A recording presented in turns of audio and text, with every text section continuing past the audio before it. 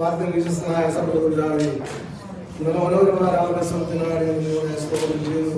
വീണ്ടും പ്രാവശ്യമുള്ള ആരാധനയ്ക്കായി ദിവസം കടന്നു വരുവാനെ സ്വർഗ്ഗലാഭം ഞങ്ങൾ ഒരുക്കുന്ന വലിയ വിഭാഗത്തിനായി നിങ്ങളുടെ സ്തോത്രം ചെയ്യുന്നു. സ്ഥാനങ്ങളിൽ നല്ലൊരു വിശ്വസ്തമായി കൊടുക്കുന്നു. അതിനെ ആവശ്യത്തോട് സഹായിച്ച നല്ല ദൈവത്തിനായി സ്തോത്രം ചെയ്യുന്നു. ആ നല്ല പ്രഭാവത്തിലേക്ക് പ്രകാശത്തോടെ നിങ്ങൾ തരുവാനും എൻ്റെ പിതാവിനെ സ്തുതിപ്പാനും മഹത്വപ്പെടുവാനും കൃപ ഞങ്ങൾ തന്നതിനായ ദൈവത്തെ ഞങ്ങളുടെ സ്തുതിതാവേ. സ്തോത്രം സ്തോത്രം സ്തോത്രം. അപ്പായാലും വാസ്തവമായ പരിശുദ്ധാത്മാവിനെ നിർത്തുന്നതായി ദൈവത്തിനോട് സഹായിക്കണമേ എന്ന് പ്രാർത്ഥിക്കുന്നതായ സ്തോത്രം.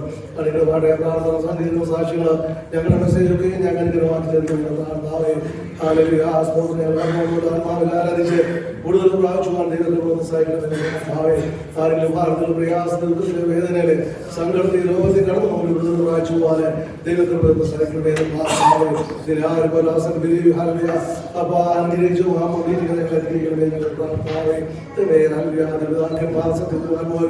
ആഴ്ചവട്ടത്തിൽ 1-ാം ദിവസം ആരാധിച്ചോരെ ഏഴാടുകളിൽ നാരദ പളർപോലെ തോന്നത്തെ എല്ലാ വഴിയായി സ്തോത്രതാവേ. ശേഷം കുടുംബമായിട്ടോട് പ്രാർത്ഥിക്കുന്നു. ജനകുമാരോട് പ്രാർത്ഥിക്കുന്നു. അവർ മീറ്റിങ്ങിനായിട്ട് പോയിട്ടുള്ളതാവേ. അതൊക്കെ ഇന്നലെ ഏറ്റവും അനുഗ്രഹമായി നടക്കുവാൻ ദൈവം അത്ഭുതം പ്രവർത്തിച്ചു. അതിനായി ദൈവത്തെ ഞങ്ങൾ ചോദിക്കുന്നതാവേ. ആ മീറ്റിംഗ് ഒക്കെ ഇവിടെ ഏറ്റവും അനുഗ്രഹമായി നടന്നത് 60 വർഷം നടക്കുവാൻ ദൈവം അത്ഭുതം പ്രവർത്തിക്കണമെന്ന് പ്രാർത്ഥിക്കുന്നു. ദൈവത്തിൽ അവർ ഇന്ന് നാളെയായിട്ട് മടങ്ങി വരുന്നു. അവർ മടങ്ങി യാത്രകൾക്കുകയും പിതാവിന്റെ സ്ഥാനം പ്രയാസമുള്ളത് പടകിനെ വീണ്ടും ദൈവത്തെ സ്തുതിക്കണമെന്ന് പ്രാർത്ഥിക്കണമേ ഞങ്ങൾ പ്രാർത്ഥാവേ. ശേഷാകാലം നമുക്ക് മധ്യത്തെ കഴിഞ്ഞ ദേവദാസനെ ഓർത്ത് പ്രാർത്ഥിക്കുന്നു. അവരെ ഗുണമായിട്ട് അനുഗ്രഹിക്കണമേ എന്ന് പ്രാർത്ഥിക്കുന്നു. അവരാവശ്യമൊക്കെ അത്ഭുതം പ്രവർത്തിക്കണമേ എന്ന് പ്രാർത്ഥനാവേ. അനുഗ്രഹമാക്കി തീർക്കണമേ എന്ന് പ്രാർത്ഥിക്കുന്നു. സ്വർഗ്ഗത്തിലെ പ്രാർത്ഥനയായ സ്തോത്രം എല്ലാം യേശുവിന്റെ മതിയാകുവാൻ തന്നെ പാടുകൾ പാടി നമുക്ക് ദൈവത്തെ ആരാധിക്കാം. വീണ്ടും ഒരാഴ്ച നമുക്ക് ദൈവകാലം വരുന്നതായി ദൈവത്തെ സ്തുതിക്കുന്നു, സ്തോത്രം ചെയ്യുന്നു. അവരുടെ സകലയും ചെയ്ത സകല ഉപകാരങ്ങളെ ഓർത്ത് നന്ദിയുള്ള ഹൃദയത്തോടെ നമുക്ക് ദൈവത്തെ പാടി ബോധപ്പെടുത്താം. ഈ വിശുദ്ധ ആരാധന ചെയ്ത സകല ഉപകാരങ്ങൾക്ക് നന്ദിയുള്ളതായി നമ്മെ വീണ്ടെടുക്കുന്നു. സ്വന്തം പുത്രനെ നൽകി നമ്മെ വിലയ്ക്ക് വാങ്ങി നാം കേൾക്കേണ്ടതായിരുന്ന ശിക്ഷകൾ മുഴുവൻ പുത്രനെ സുഹൃത്തുക്കളെ വീണ്ടെടുത്ത നല്ല സ്നേഹം. നാം ഇതിനൊന്നും യാതൊരു യോഗ്യതയുമുള്ളവരായിരുന്നില്ല. എങ്കിലും നമ്മെ കണ്ടു, വിളിച്ചു, വേർതിരിച്ചു സ്വന്തം മക്കളാക്കി തീർത്ത നല്ല കൃപയ്ക്ക് ദിവസത്തിലായിരിക്കാം. നമുക്കെല്ലാം കൂടി ചേർന്ന് പഴയ പാടി ജീവിതപ്പെടുത്ത മഴവിൽ കരുക്കളിനിടയിൽ ഒരു നാരകം എന്നവണ്ണം നമ്മുടെ പഴയ കാലം പാടി നമുക്ക് ദൈവത്തെ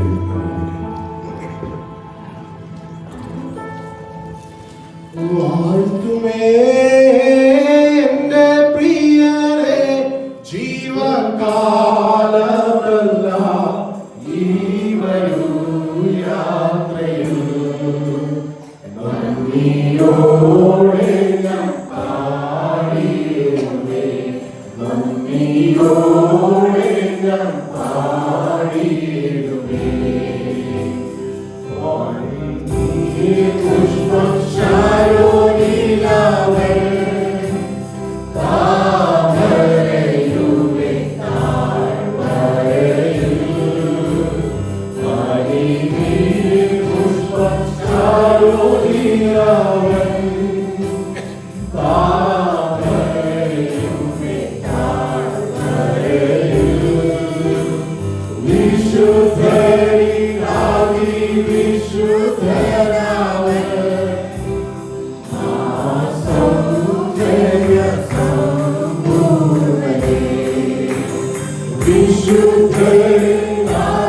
വിശുദ്ധനാവേ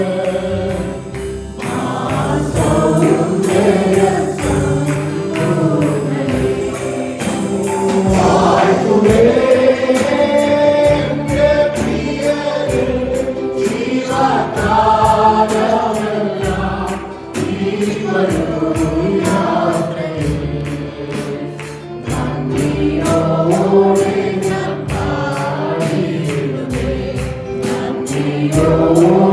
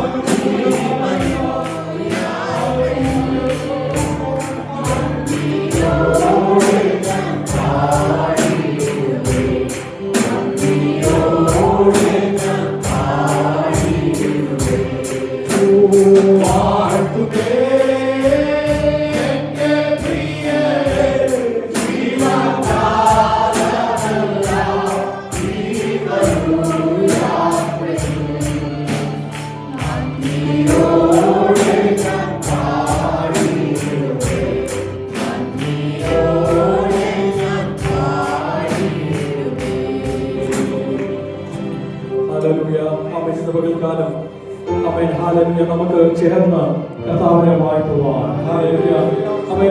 നമ്മൾ ഓരോരോ സ്ഥലങ്ങളിലും വിവിധ മണ്ഡലങ്ങളിലൊക്കെ ആയിരുന്നപ്പോൾ ഹല്ലേലൂയ നമ്മുടെ ജീവിതത്തിൽ ഏറ്റവും നമുക്ക് സന്തോഷവും അനുഗ്രഹവും നമുക്ക് ലഭിച്ചത് കർത്താവിന്റെ സന്നിധിയിൽ കർത്താവിനോട് ചേർന്ന് നാം ആയിരുന്നപ്പോഴാണ്. ഹല്ലേലൂയ. ആമേൻ. യോഹന്നാൻ സുവിശേഷം 15-ാം അധ്യായത്തിൽ കാണുന്നു അവൻ ആ മുന്തിരിവള്ളിയും കൊമ്പുകളും ഒരുമിച്ച് വസിക്കുമ്പോഴാണ് സന്തോഷവും അനുഗ്രഹവും അവൻ അതൊരു ഫലമായി നമ്മുടെ ജീവിതത്തിൽ തീരുവാൻ ഇടയായി തീരുന്നത്. ഹല്ലേലൂയ. യേശുവിനോട് ചേർന്ന് വസിക്കുന്നതാണ് നമ്മുടെ ജീവിതത്തിൽ ഏറ്റവും ധന്യമായത്. ഹല്ലേലൂയ. അല്പനേരം നമുക്ക് ദൈവസന്നിധിയിൽ എഴുന്നേറ്റ് നിൽക്കുവാൻ എഴുന്നേറ്റ് നിന്ന് കർത്താവിന്റെ അവൻ ചെയ്ത എല്ലാ നന്മകളും അനുഗ്രഹങ്ങളും അവൻ ഈ പാട്ടിൽ കാണുന്നു. പോക്കി എന്റെ പാപമല്ല തന്റെ യാഗത്താണ്. നമ്മുടെ പാപങ്ങളെയും നമ്മുടെ ശാപങ്ങളെയും നീക്കിയ കർത്താവിന് പകൽക്കാലം അവൻ സന്തോഷത്തോടെ ചേർന്ന് പാടി കരകളെടുത്തുകൊണ്ട് ചേർന്ന് പാടി ദൈവത്തെ സ്തുതിക്കാം. യേശുവോട് ചേർന്ന് പോലുള്ള പാട്ട് പാടി നമുക്ക് ദൈവത്തെ വാഴ്ത്താം, സ്തുതിക്കാം. ഹല്ലേലൂയ. യേശുവോട് ചേർന്നിരിപ്പതെത്ര മൂലമേ, യേശുവിനാ ജീവിക്കുന്നതെത്ര ഭാഗ്യമേ. യേശുവോട് ചേർന്നിരിപ്പതെത്ര മൂലമേ, യേശുവിനാ ജീവിക്കുന്നതെത്ര ഭാഗ്യമേ. ആശകളോടെന്നെ വർദ്ധിച്ചിരുന്നേ, ആശകളോടെന്നെ വർദ്ധിച്ചിരുന്നേ. ആശുവന്റെ കൂടെ വാഴ കാക്ഷിച്ചിരുന്നേ, ആശുവന്റെ കൂടെ വാഴ കാക്ഷിച്ചിരുന്നേ. യേശുവോട് ചേർന്നിരിപ്പതെത്ര മോക്ഷമേ, യേശുവിനാ ജീവിക്കുന്നതെത്ര ഭാഗ്യമേ. യേശുവോട് ചേർന്നിരിപ്പതെത്ര മോക്ഷമേ, യേശുവിനാ ജീവിക്കുന്നതെത്ര ഭാഗ്യമേ. എന്റെ പാപമെല്ലാം എന്റെ യാഗത്താ, എന്റെ ശാപമെല്ലാം വഹിച്ചതാ. എന്റെ പാപമെല്ലാം എന്റെ യാഗത്താ, എന്റെ ശാപമെല്ലാം വഹിച്ചതാ. ഓർക്കുന്നോർ സ്നേഹമെന്നിൽ വർദ്ധിച്ചിരുന്നേ, ഓർക്കുന്നോർ സ്നേഹമെന്നിൽ വർദ്ധിച്ചിരുന്നേ. കൂടെ വാഴവിന്നു സാധ്യമോ, കൂടെ വാഴവിന്നു സാധ്യമോ. യേശുവോട് ചേർന്നിരിപ്പതെത്ര മൂലമേ, യേശുവിനാ ജീവിക്കുന്നതെത്ര ഭാഗ്യമേ. യേശുവോട് ചേർന്നിരിപ്പതെത്ര മൂലമേ, യേശുവിനാ ജീവിക്കുന്നതെത്ര ഭാഗ്യമേ. ക്രിസ്തുവിലും നാട്ടിലെന്റെ വാസമാകുവാൻ ശോഭയേറും വീടൊരുക്കിയവൻ. ക്രിസ്തുവിലും നാട്ടിലെന്റെ വാസമാകുവാൻ ശോഭയേറും വീടൊരുക്കിയവൻ. കൈകളാക്കി കാത്ത നിത്യപാപിടത്തനിൽ,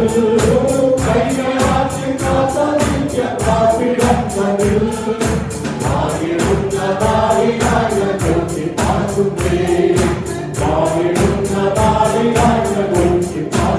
നിത്യപാപിടത്തനിൽ. യേശുവോട് ചേർന്നിരിപ്പതെത്ര മൂലമേ, യേശുവിനാ ജീവിക്കുന്നതെത്ര ഭാഗ്യമേ. യേശുവോട് ചേർന്നിരിപ്പതെത്ര മൂലമേ, യേശുവിനാ ജീവിക്കുന്നതെത്ര ഭാഗ്യമേ. എന്റെ കഷ്ടത്തിൻ്റെ മണ്ണിലേ, അന്നു മാറും എന്റെ ദുഃഖം വിഷയങ്ങളേ. എന്നു തീരും എന്റെ കഷ്ടത്തിൻ്റെ മണ്ണിലേ, അന്നു മാറും എന്റെ ദുഃഖം വിഷയങ്ങളേ. അന്നു തന്റെ സുന്ദരത്തിൽ പാടിയാകുമേ, അന്നു തന്റെ സുന്ദരത്തിൽ പാടിയാകുമേ. എന്റെ സാധ്യമോ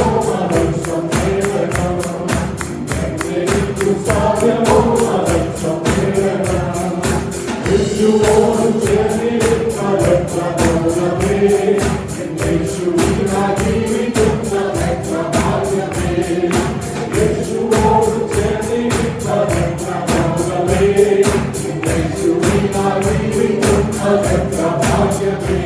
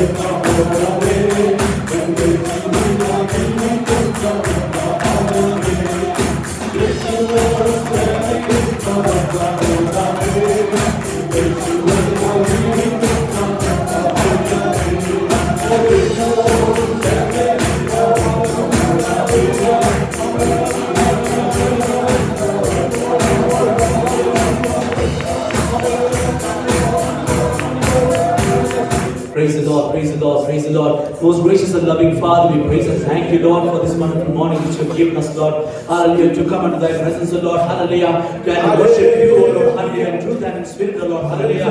Many of the Gentiles outside, Lord, from this church, O Lord. Hallelujah. Many of them do not have, Lord, hallelujah, the privilege of worshiping the true God. But you gave us that wonderful privilege for that. We praise and thank you, Lord. Hallelujah. Praise the Lord, praise the Lord, praise the Lord. Thank you, Lord, for bringing us all together, Lord. Hallelujah. Thank you for the Sunday school you gave us, Lord, Father. Thank you for giving us the wonderful worship service. We praise and thank you, Lord. Hallelujah. Thank you for bringing our pastor and his family, Lord, from far away, Lord. Hallelujah. To lead us, Lord. Hallelujah. In worship, Lord. To lead us in the sermon service, Lord. To hear the word of God, Lord. Hallelujah. We submit everything under thy hands, Lord. When we hear thy word, Lord. Hallelujah. Help us to receive it with grace, Lord. Hallelujah. And bring about changes in our lives, Lord. Hallelujah. Praise the Lord. Praise the Lord. Our children are going for practice also, Lord. Father, Lord, give them the grace to do that. Give them the goodness to do that, Lord. Hallelujah. Praise the Lord. Praise the Lord. We pray for our many of the families have traveled, have been traveled outside, dear Lord, for the week of meeting, Lord Master. We pray, we thank you for blessing the wonderful week of meeting, Lord, hallelujah, for the lack of. Lord, we pray for the families who are outside, Lord, who are traveling, Lord, hallelujah. Let that traveling mercies be with them, Lord, hallelujah. Praise the Lord, praise the Lord, praise the Lord. We pray for every aspect of this meeting, Lord, Father, whether it's children's memory verses, Lord, whether it's testimony, Lord, hallelujah. It should inspire each one of us, Lord, hallelujah, bringing edification for the church, Lord, hallelujah. Praise the Lord, praise the Lord. Also, we submit the servant of God into thy hand, Lord, hallelujah. When we hear the word from him, Lord, hallelujah, let our spirits be changed, Lord, then let our souls be transformed, Lord, once again. Hallelujah. We submit everything into thy hands, Lord. In Jesus' name we ask. Praise the Lord. Let us all rise up and read Psalm 75. Psalm 75.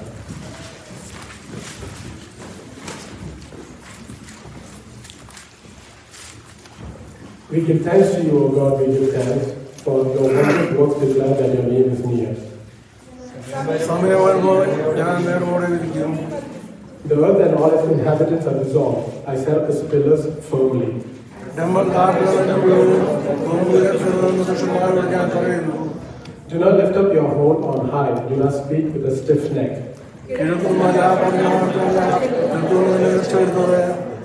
But God is a judge who puts down one and exalts another.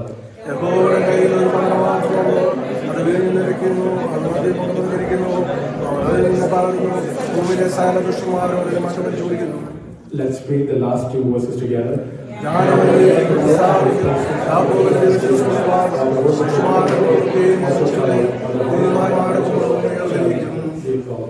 Amen. Let's pray. Most honorable Father, thank you for chances that you give us once again to come in your presence on this Sunday morning and worship your name. Thank you for giving us a wonderful time of praise and worship on the Father, Jesus, that we give all honor, glory, and praise to your name. I pray, Lord, for Jesus, that you bless this family and speak only through the guidance of your Holy Spirit. In Jesus' name I pray. Amen.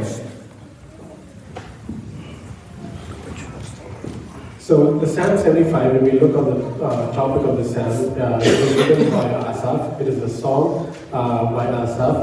Now on the Psalm 75, what the Psalm is trying to talk about over here, or the main theme behind this chapter, is waiting on God's timing, trusting in His justice, and remembering that He is in control. When we start with the first verse, we give thanks to you, O God, we give thanks, for your wondrous works declare that your name is near. We already read through the Psalms and we know what's coming up in the next few verses. But before the psalmist, before he starts complaining about the issues, about the injustice, the uncertainty, all the problems that are happening in the world, he first starts with thanksgiving. He first thanks God. He gives thanks to God, telling about His wondrous works. And that is something that we also should apply in our life. Whenever we come into God's presence, we all go through a lot of struggles and difficulties. But we should always start by thanking God first, thanking for everything that He has given us. And the best example that we see in the Bible is Job. When Job lost everything, his whole family, his property, everything he lost, the first thing that he did was he gave praise to God. Before he went into his complaining and his difficulties to God, before he presented it to God, he first thanked God. And that is an example that we're supposed to use in our lives too. When we go into verse 2, when I choose a proper time, I will judge uprightly. This is what God is saying. When I choose a proper time, I will judge uprightly. Over here, we should understand one thing that we often forget. God works on His own timetable. It's not a timetable of ours. It's not the world's timetable. And it's definitely not the social media's timetable. We live in a culture where we need everything immediately. Immediate healing, immediate answers, immediate justice. But God, when He says, in my appointed time, what that translates to is His perfect time. His appointed time means His perfect time. He is never early, He is never too late, but He has a perfect timing. And over here, we might even think like, I'm waiting for healing, I need deliverance from my job, I need a deliverance from the problems that my family is facing. But we should always trust in God's perfect time. Over here, we should know that God does not live in our time frame. He's not under our time frame. God is above time. According to God, there is no time. He sees the past, He sees the present, and He sees the future all at the same time. Amen. So that should give us that assurance that God is He's going to take care of me and my family.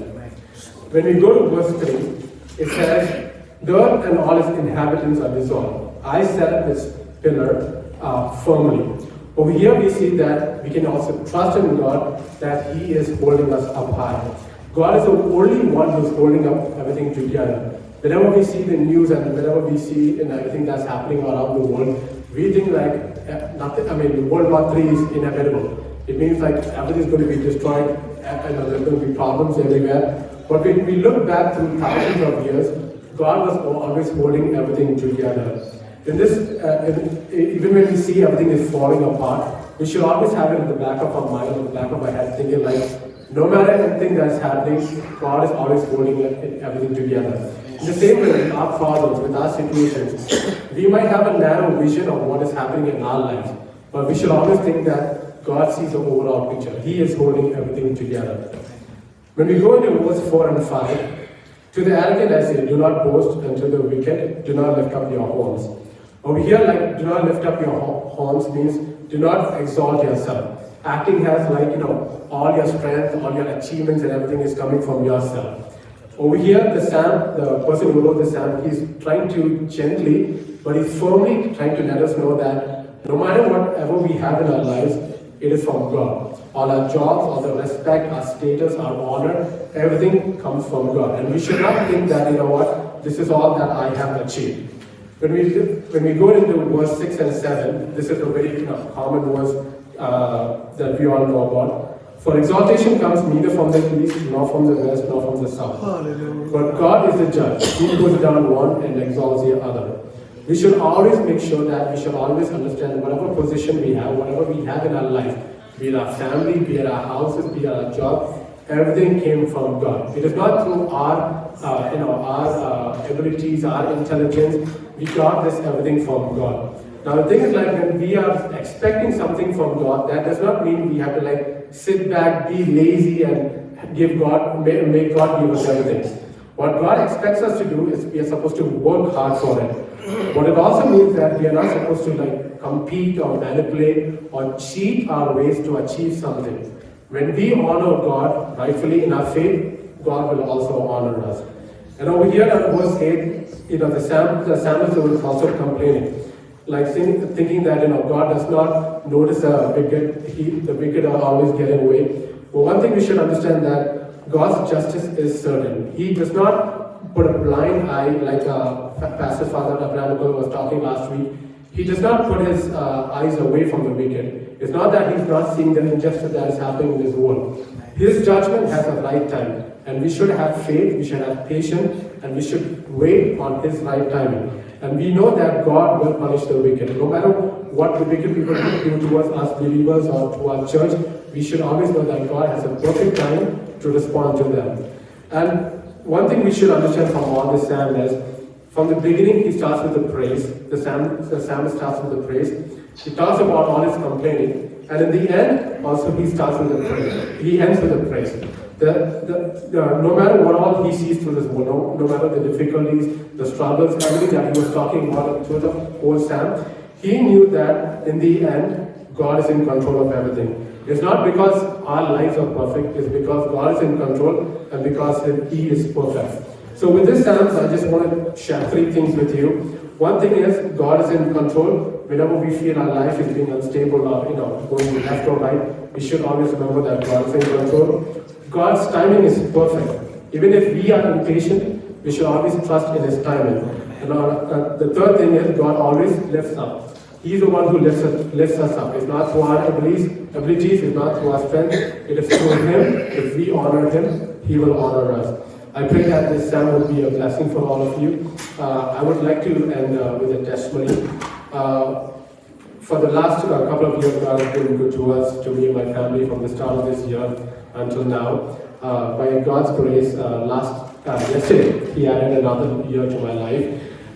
When I look back to all these years, like the psalm says, whatever I have, whatever I achieved, my family, my work, my job, everything was through God's grace. I saw His love, His mercy throughout my whole life. And I request all believers to pray for me that I will continue living for God in these years to come. And now I would like to invite the English choir to come up as we continue in worship.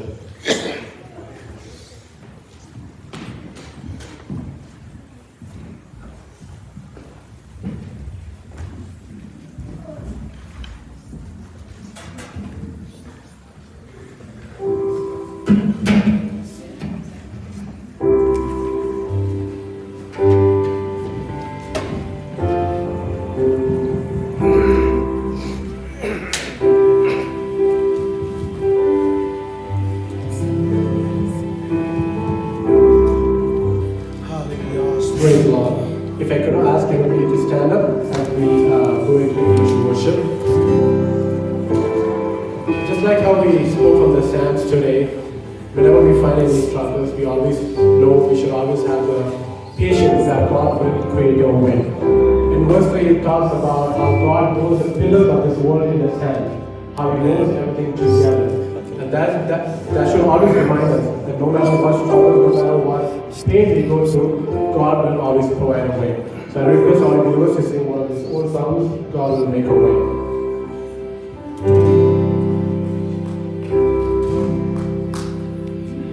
God will make a way when there seems to be no way. He works in ways we cannot see. He will make a way for me.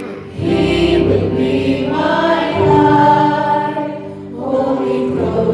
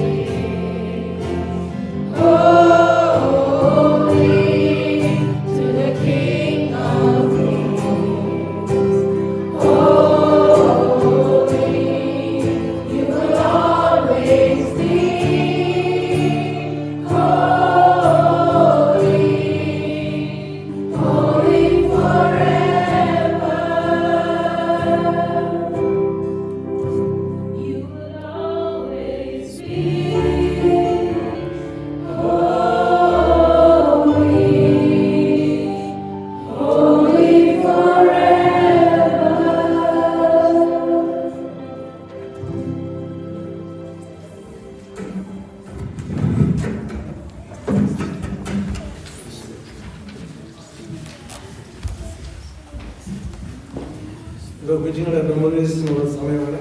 അതിന് കുഞ്ഞുങ്ങളെ എല്ലാം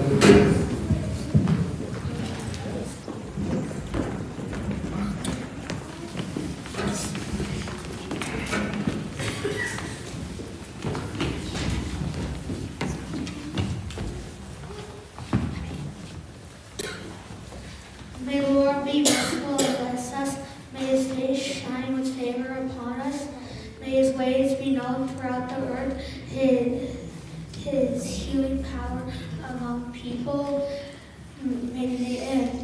May all the nations praise Him. Oh God, let all the nations praise Him. Psalm 67 verses 1-3. The Lord is my light and salvation, whom shall I fear? Psalms 27 verses 1.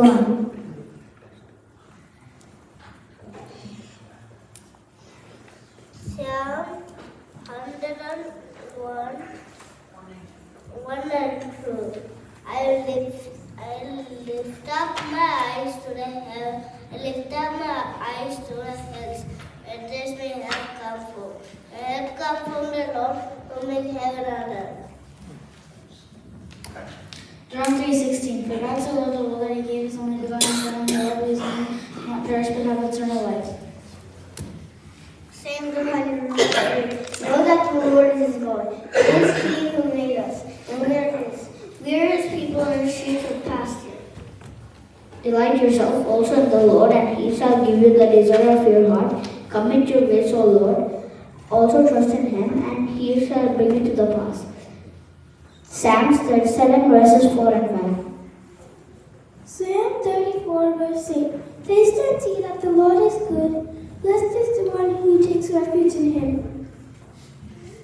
Blessed are unfilled in the way who walk in the law of the Lord. Blessed are those who keep His testimonies and seek Him with their whole heart. They also do not iniquity, they walk in His ways. Psalms 119 verse 1, 2 and 3. Amen. Psalm 40 verses 1-3. I waited patiently for the Lord. He turned to me and heard my cry. He lifted me out of the slimy pit, out of the mud and mire. He set my feet on a rock and gave me a firm place to stand. He put a new song in my mouth, a hymn of praise to our God. Many will see and fear the Lord and put their trust in Him. 1 Corinthians chapter 13 verses 8-9. With love never fails. Whether there are prophecies, they will fail. Whether there are tongues, they will cease. Whether there is knowledge, it will vanish away. For we know this in part, and we prophesy in part.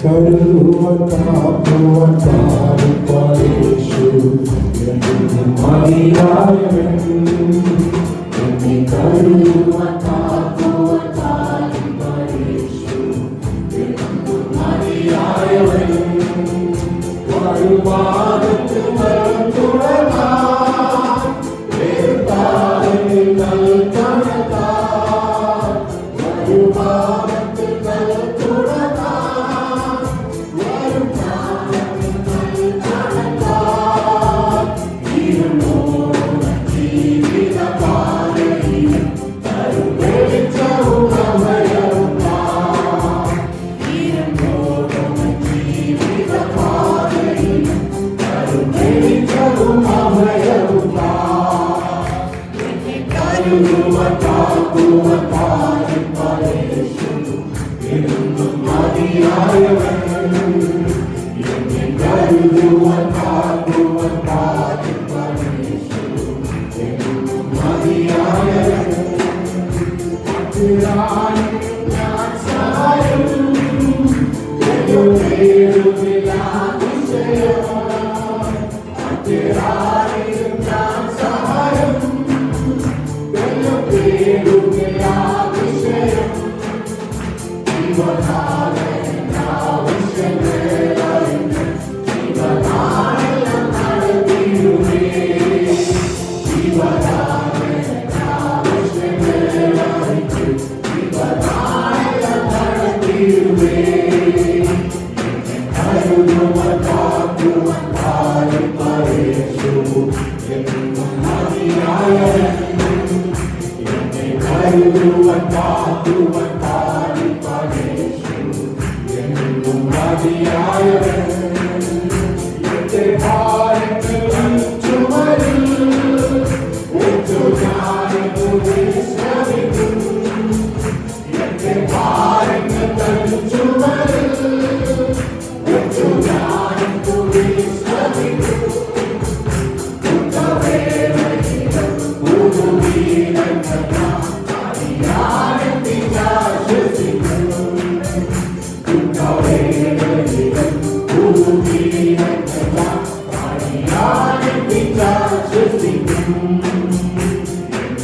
കരുതുവാൻ കാക്കുവാൻ പാലിപ്പാൻ യേശു എന്നും മതിയായവൻ.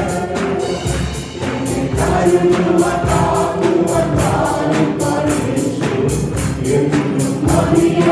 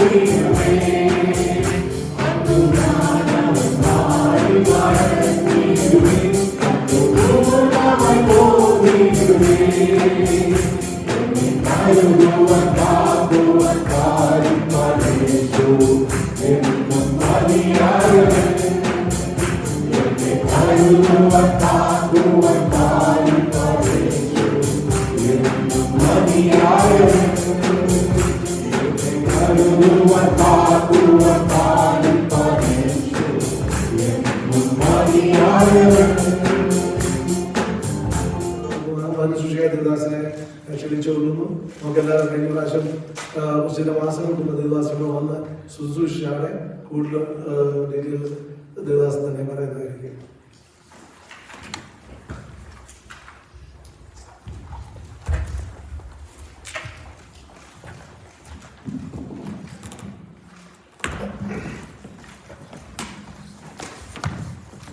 ദൈവത്തിന് സ്തോത്രം. ശുശ്രൂഷയിലായിരിക്കുന്ന കർത്താവിൻ്റെ ശ്രേഷ്ഠദാസൻ, ഈ ഇന്നത്തെ ആരാധന ചെയ്യുന്ന കർത്താവിൻ്റെ ദാസൻ, നിങ്ങളെല്ലാവരെയും കർത്താവായ യേശുക്രിസ്തുവിന്റെ നാമത്തിൽ സ്വാഗതം ചെയ്യുന്നു, വന്ദനം ചെയ്യുന്നു. ചില നാളുകൾക്ക് ശേഷം ഈ ദേശത്തെ കടന്നു വരുവാൻ ഇതിനോടൊപ്പമായിരിക്കാൻ കർത്താവ് ഒരുക്കിയ വലിയ കൃപയ്ക്ക് കർത്താവിനെ സ്തോത്രം ചെയ്യുന്നു. നിങ്ങൾ അറിഞ്ഞിരിക്കുന്നതുപോലെ ഈ ദേശത്തെ കടന്നു വരുവാൻ കർത്താവിൻ്റെ സാഹചര്യം ഒരുക്കി. കഴിഞ്ഞ ദിവസങ്ങളിലൊക്കെ ഞങ്ങൾ അതിനുവേണ്ടി പ്രാർത്ഥിച്ചുകൊണ്ടിരുന്നു. കർത്താവ് തക്ക സമയത്ത് ഈ ദേശത്തേക്ക് കടന്നു വരുവാൻ കർത്താവ് ഇടയാക്കി. കർത്താവിന് സ്തോത്രം ചെയ്യുന്നു. കർത്താവിൻ്റെ ദാസന് ഫിസിക്കലി പ്രസന്റ് അല്ലെങ്കിലും ഞങ്ങൾ ഈ ദേശത്തേക്ക് കടന്നു വരുവാൻ ആഗ്രഹിച്ച സമയം മുതൽ അതിനുള്ള എല്ലാ ക്രമീകരണങ്ങളും ആവശ്യമായിട്ടുള്ള എല്ലാ നിർദ്ദേശങ്ങളും കർത്താവിൻ്റെ ദാസൻ നൽകുവാനുണ്ടായി. കർത്താവിൻ്റെ ദാസൻ്റെ സേവനത്തെ ഓർക്കുന്നു. കഴിഞ്ഞ രാത്രിയിൽ ഞങ്ങൾക്ക് ഈ ദേശത്തേക്ക് കടന്നു വന്നപ്പം ഈ പ്രിയ ലജോബോധൻ്റെ ഭവനത്തിലായിരിക്കാൻ കർത്താവ് ഒരുക്കി. പ്രിയ മാതാവ് പിതാവ് ആ കുടുംബം ഞങ്ങളോട് കാണിക്കുന്ന എല്ലാ ദൈവസ്നേഹത്തിലും ഞാൻ കർത്താവിന് സ്തോത്രം ചെയ്യുന്നു. അവരോട് വൃത്തിയാൽ നന്ദി അറിയിക്കുന്നു. ഈ പകലിൽ നമുക്ക് ഒരുമിച്ച് ആയിരിക്കാൻ കർത്താവ് ഒരുക്കിയ കൃപയ്ക്കും ഞാൻ ദൈവത്തിന് സ്തോത്രം ചെയ്യുന്നു. അനുഗ്രഹിക്കപ്പെട്ട ആരാധന, നല്ല കൊയർ, നല്ല സാക്ഷ്യങ്ങൾ, നല്ല സങ്കീർത്തനം, ഇതൊക്കെ കർത്താവ് പകലെ നമുക്ക് തന്നു. തുടർന്ന് ദൈവവചന ചിന്തയിലേക്ക് നമ്മുടെ ശ്രദ്ധയെ തിരിക്കുമ്പോൾ പരിശുദ്ധാത്മാവ് വ്യക്തമായി നമ്മോട് സംസാരിക്കാൻ നമുക്കെല്ലാം പ്രാർത്ഥനയോടെ ആയിരിക്കാം. അല്പ സമയത്തെ ദൈവവചന ചിന്തയ്ക്ക് വേണ്ടി നമുക്കൊരു വേദഭാഗം വായിക്കാം. അപ്പോസ്തല പ്രവൃത്തിയുടെ പുസ്തകം 3-ാം അധ്യായം അതിന്റെ 6-ാം വാക്യത്തിലേക്ക് ഞാൻ നിങ്ങളുടെ ശ്രദ്ധയിൽ കൊണ്ടുവരുന്നു. അപ്പോസ്തല പ്രവൃത്തിയുടെ പുസ്തകം 3-ാം അധ്യായം അതിന്റെ 6-ാം വാക്യം ആരംഭിക്കുമെന്ന് വായിച്ച് സഹായിക്കുന്നു. അപ്പോൾ പത്രോസ്, വെള്ളിയും പൊന്നും എനിക്കില്ല, എനിക്കുള്ളത് നിനക്ക് തരുന്നു, നസ്രീനായ യേശുക്രിസ്തുവിന്റെ നാമത്തിൽ നടക്ക എന്ന് പറഞ്ഞ് അവനെ വലം കൈക്ക് പിടിച്ചെഴുന്നേൽപ്പിച്ചു. നമുക്ക് സുപരിചിതമായിട്ടുള്ള വേദഭാഗം ധാരാളം പ്രസംഗങ്ങൾ നാം ഈ ഭാഗത്തിൽ നിന്ന് കേട്ടിട്ടുണ്ട്. 2025 അവസാന മാസത്തിലേക്ക് ഞായറാഴ്ച നമ്മൾ അടുത്ത് വന്നിരിക്കുകയാണ്. 2 ആഴ്ച കൂടി കഴിഞ്ഞ് കഴിയുമ്പോൾ നമ്മൾ പുതുവർഷത്തിലേക്ക് കാലുവെക്കും. എണ്ണമില്ലാത്ത നന്മകളും അനുഗ്രഹങ്ങളും ഒക്കെ കർത്താവ് ഈ വർഷം നമുക്ക് വേണ്ടി ചൊരിഞ്ഞു. ഈ ഭാഗം വായിക്കുമ്പോൾ ദൈവത്തോട് നന്ദി പറയുവാൻ അതൊരു പ്രേരണയായിട്ട് മാറുന്നു. ഒരിക്കലങ്ങനായിട്ടുള്ള ഒരു മനുഷ്യൻ സുന്ദരമെന്ന ഗോപുരത്തിന്റെ പടിവാതിക്കൽ ഇരിക്കുമ്പോൾ അവിടെ അപ്പോസ്തലന്മാർ കടന്നു വരുമ്പോൾ എഴുന്നേൽക്കാൻ കഴിവില്ലാത്തവൻ തനിക്ക് എന്തെങ്കിലും ലഭിക്കുമോ എന്നുള്ള ചിന്തയിൽ അവരുടെ മുന്നിലേക്ക് കൈനീട്ടിക്കൊണ്ട് യാചിക്കുന്ന യാചനയുടെ നടുവിൽ അവരോട് പ്രത്യുത്തരമായിട്ട് വിളിച്ചു പറഞ്ഞ വാക്യങ്ങളാണ് നാം ഈ ഭാഗത്ത് വായിച്ച് കേട്ടിരിക്കുന്നത്. പത്രോസ് അവരോട്, വെള്ളിയും പൊന്നും ഒന്നും എനിക്കില്ല, എനിക്കുള്ളത് ഞാൻ നിനക്ക് തരുന്നു, നസ്രയനായ യേശുവിന്റെ നാമത്തിൽ നടക്കാം. കാലങ്ങളായി വർഷങ്ങളായി ജീവിത സാഹചര്യം കൊണ്ട് എഴുന്നേൽക്കുവാൻ കഴിയാതെ ശാരീരിക ക്ഷമതകൾ നഷ്ടപ്പെട്ടവനായി മറ്റുള്ളവരുടെ പരസഹായം കൊണ്ട് ജീവിക്കുന്നവനായി കാലഘട്ടങ്ങളും സാഹചര്യങ്ങളും എല്ലാം അനുകൂലമല്ലാത്തൊരുവൻ അവൻ ദൈവസന്നിധിയിലേക്ക് അടുത്തു വന്നപ്പോൾ സഹായം ചോദിച്ചപ്പോൾ പരിശുദ്ധാത്മാവ് അവന് തുണയായി നിന്ന സാക്ഷ്യമാണ് നാം കേൾക്കാനായിട്ട് ഇടയെത്തിയിരിക്കുന്നത്. അങ്ങനെയാണ് ഇന്ന് പകലിൽ ആത്മനിയോഗത്തോടെ ഞാൻ വിളിച്ചു പറയുന്നു, കഴിഞ്ഞ കാലങ്ങളിൽ എഴുന്നേൽക്കാൻ കഴിയാത്ത സാഹചര്യം, പരസഹായം ചോദിച്ചുകൊണ്ടിരുന്ന സാഹചര്യം, ആരെങ്കിലും എന്തെങ്കിലും ചെയ്യുമോ എന്ന് കണ്ണു നോക്കിക്കൊണ്ടിരുന്നപ്പോൾ അതിന്റെ നടുവിൽ ഇറങ്ങി വന്ന ദൈവസാന്നിധ്യത്തിനായി സ്തോത്രം ചെയ്യാൻ പറ്റുമോ? ലോകത്തിന്റെ കൺമുമ്പിൽ ഞാൻ നിങ്ങൾ ഒരു ഡിപ്പെൻഡന്റ് ആയിരിക്കും. നടക്കത്തില്ല, എഴുന്നേക്കത്തില്ല. ശത്രു നമ്മുടെ മുന്നിൽ വിധി എഴുത്തുകളെ മായ്ച്ചു കളയുവാൻ കഴിവുള്ള ഒരു ദൈവസാന്നിധ്യം ഇന്ന് പകലിലുണ്ട്. ആരാധനയ്ക്ക് കടന്നു വരുമ്പോൾ ദൈവസാന്നിധ്യം അനുഭവിക്കുമ്പോൾ ചോദ്യചിഹ്നമായി നിൽക്കുന്ന ഒത്തിരി ചോദ്യങ്ങളുണ്ട്. കർത്താവേ, ഞാൻ എങ്ങനെ എഴുന്നേൽക്കും? ആരെനിക്ക് വേണ്ടി ഒരു കരം നീട്ടും? എവിടെ എനിക്കൊരു സഹായം ലഭിക്കും? എന്നെ എഴുന്നേൽപ്പിക്കുവാൻ ആരെങ്കിലും ഇറങ്ങി വരുമോ എന്നുള്ള ചിന്തയുടെ മുന്നിൽ, മനോഭാരത്തിന്റെ മുന്നിൽ, വേദനയുടെ മുന്നിൽ ഞാൻ നിങ്ങളുമായിരിക്കുന്നെങ്കിൽ പരിശുദ്ധാത്മാവ് ഈ പകലില് ആത്മനിയോഗത്താൽ നമ്മളോട് വിളിച്ചു പറയുന്ന കാര്യം, യേശുവിന്റെ നാമത്തിൽ നീ നടക്കാം. ഇന്ന് പകലിൽ നമ്മൾ ഒരുമിച്ച് ചോദിക്കുകയെ, കർത്താവ്, ഞാൻ എങ്ങനെ എഴുന്നേൽക്കും? എങ്ങനെ ഞാൻ നടക്കും? കഴിഞ്ഞ കാലങ്ങളുടെ ചിന്ത നോക്കി കഴിഞ്ഞു കഴിഞ്ഞാൽ എല്ലാ രീതിയിലും ഞാൻ എഴുന്നേൽക്കാൻ വഴിയാതെ വണ്ണം പിശാചിനെ ഒതുക്കിയിരുന്ന ഒരു മണ്ഡലമായ എന്റെ മുന്നിലുള്ളത്. കാഴ്ചപ്പാടുകളുടെ മുന്നിൽ എന്റെ ശരീരത്തെ നോക്കുമ്പോൾ, എന്റെ ജീവിതത്തെ നോക്കുമ്പോൾ, ആത്മമണ്ഡലത്തെ നോക്കുമ്പോൾ, ഭൗതിക മണ്ഡലത്തെ നോക്കുമ്പോൾ, ജീവിത സാഹചര്യത്തെ നോക്കുമ്പോൾ, ഏത് തലത്തിൽ ഞാൻ നോക്കിയാലും എനിക്ക് സ്വയമേ എഴുന്നേൽക്കാൻ സാധിക്കത്തില്ല. എനിക്ക് ആരെങ്കിലും ഒന്ന് കൈ നീട്ടണം, ആരുടെയെങ്കിലും എനിക്കൊരു സഹായം വേണമെന്ന് ആരെങ്കിലും ഇത് പകലിന് ചിന്തിക്കുന്നുണ്ടെങ്കിൽ ആത്മനിയോഗത്താൽ ഞാൻ നിങ്ങളോട് വിളിച്ചു പറയുന്നു, നിങ്ങളെ എഴുന്നേൽപ്പിക്കുന്ന ഒരു ദൈവ സാന്നിധ്യം ഈ പകലിലുണ്ട്. ഈ ആരാധന മധ്യത്തിനകത്തതുകൊണ്ട് നിങ്ങൾ അറിയാതെ നിങ്ങളെ പുഷ് ഉയർത്തുന്ന ഒരു ദൈവത്തിന്റെ കരം എനിക്ക് നിങ്ങൾക്ക് വേണ്ടി വെളിപ്പെട്ടു വരുന്നു. വേറെ ഒരു ചിന്തയിലേക്ക് നാം ചിന്തിച്ചു നോക്കിയാൽ നന്മ ഭാവിക്കത്തില്ല. നിന്ന ഏറ്റുകൊണ്ട്, പരിഹാസം ഏറ്റുകൊണ്ട് ഗോപുരത്തിന്റെ വാതിക്കലിരിക്കുന്നവനോട് ഒരു ദൈവയുടെ അനുകമ്പത്തോടെ ആളുകൾ നോക്കുന്നത്. പക്ഷെ ഇവിടെ ദയയല്ല, ഒരു ദൈവ സാന്നിധ്യം അനുഭവിക്കുന്നത്.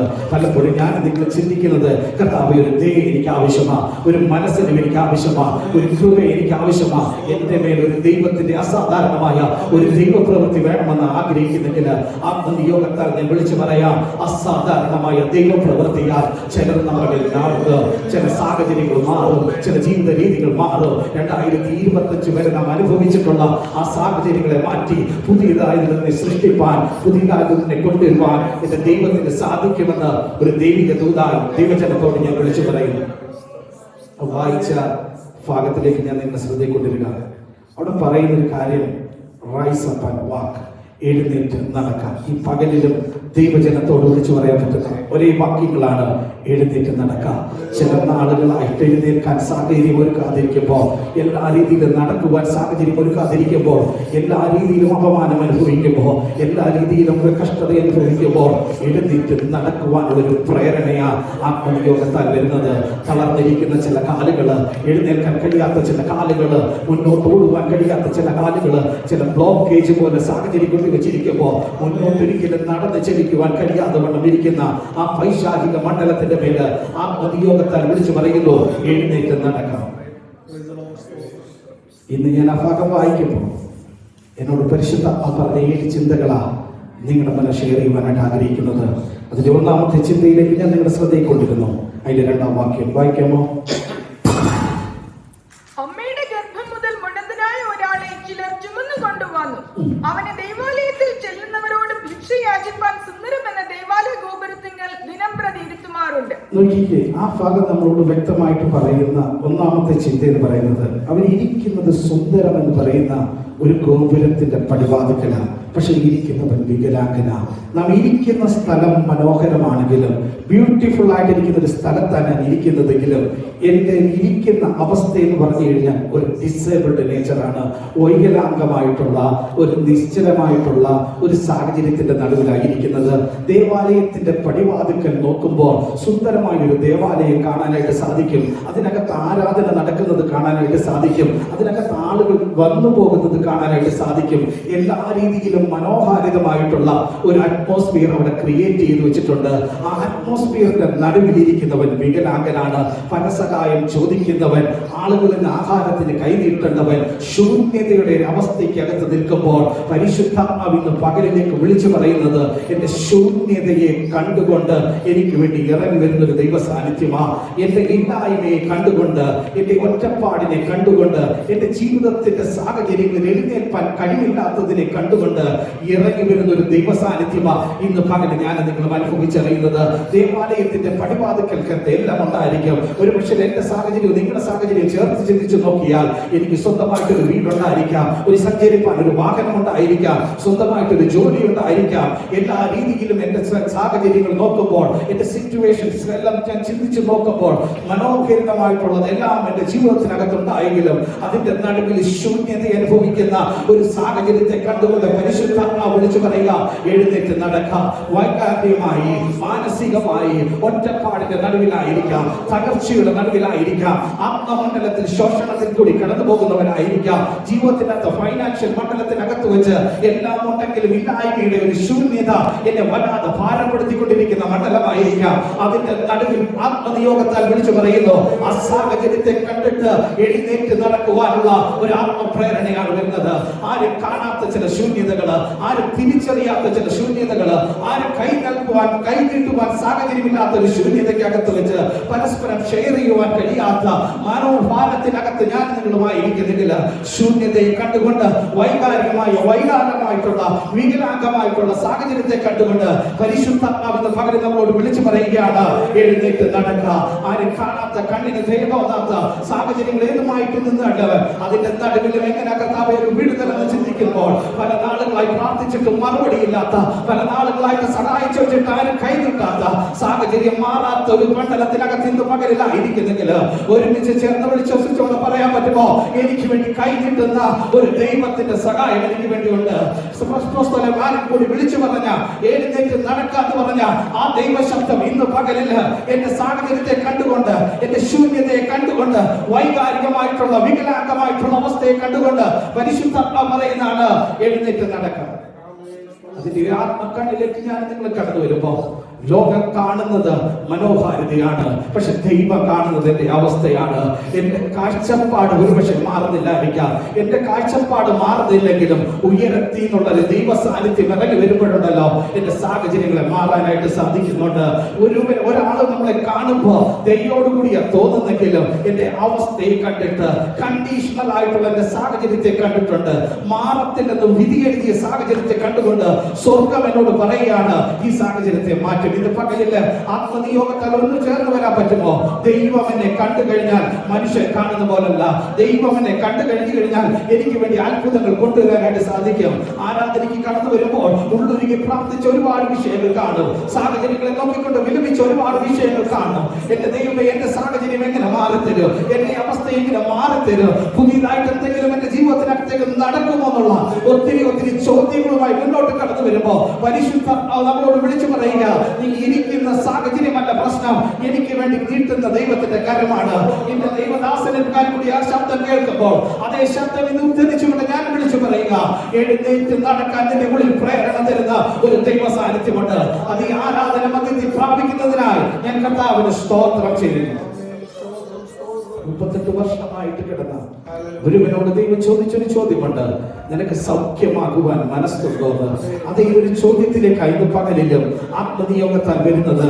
സാഹചര്യത്തെ നിങ്ങൾ നോക്കണ്ട, നിങ്ങളുടെ ചുറ്റുപാടുകളെ നിങ്ങൾ നോക്കണ്ട, നിങ്ങളുടെ ജീവിതത്തിന്റെ വഴികളെ കുറിച്ച് നിങ്ങൾ നോക്കണ്ട, എങ്ങനെ സംഭവിക്കുമെന്നുള്ളത് നിങ്ങൾ ചിന്തിക്കേണ്ട. ഒറ്റ കാര്യം നീ പറയാൻ പറ്റുമോ? എഴുന്നേറ്റ് നടക്കാൻ കേട്ട ദൈവാലോചനയ്ക്ക് അനുസരിച്ചുകൊണ്ട്, എഴുന്നേറ്റ് നടക്കുവാൻ പറഞ്ഞ ആത്മനിയോഗത്തിന് അനുസരിച്ചുകൊണ്ട്, എഴുന്നേറ്റ് ചലിപ്പിക്കുവാൻ എന്റെ ദൈവം ശക്തനാണ്. ഹല്ലേലൂയ. ശാരീരിക മണ്ഡലമാകാം, മാനസിക മണ്ഡലമാകാം, നിങ്ങളുടെ ഭൗതിക മേഖലകളാകാം, നിങ്ങളുടെ ജീവിതത്തിന്റെ ഏത് റിലേഷൻഷിപ്പ് ആകാം, നിങ്ങളുടെ ഏത് തലത്തിനകത്താണോ വൈകാരികമായിട്ട് വികലാംഗമായിട്ട് ആയിരിക്കുന്ന സാഹചര്യത്തെ ദൈവം തൊടുവാൻ ശക്തമാണെന്ന് ആത്മാവിനെ ദൈവത്തോട് ചോദിച്ചു പറയുന്നു. എന്റെ രണ്ടാമത്തെ ചിന്തയിലേക്ക് വേഗത്തിൽ വരട്ടെ. അവിടെ പറയുന്ന ഒരു കാര്യമുണ്ട്, എല്ലാവരും വന്നതാ, ആരാധനയ്ക്കകത്തേക്ക് എല്ലാവരും വന്നതാ, പക്ഷെ ഇവനെ ചുമന്നുകൊണ്ട് വന്നതാണ്.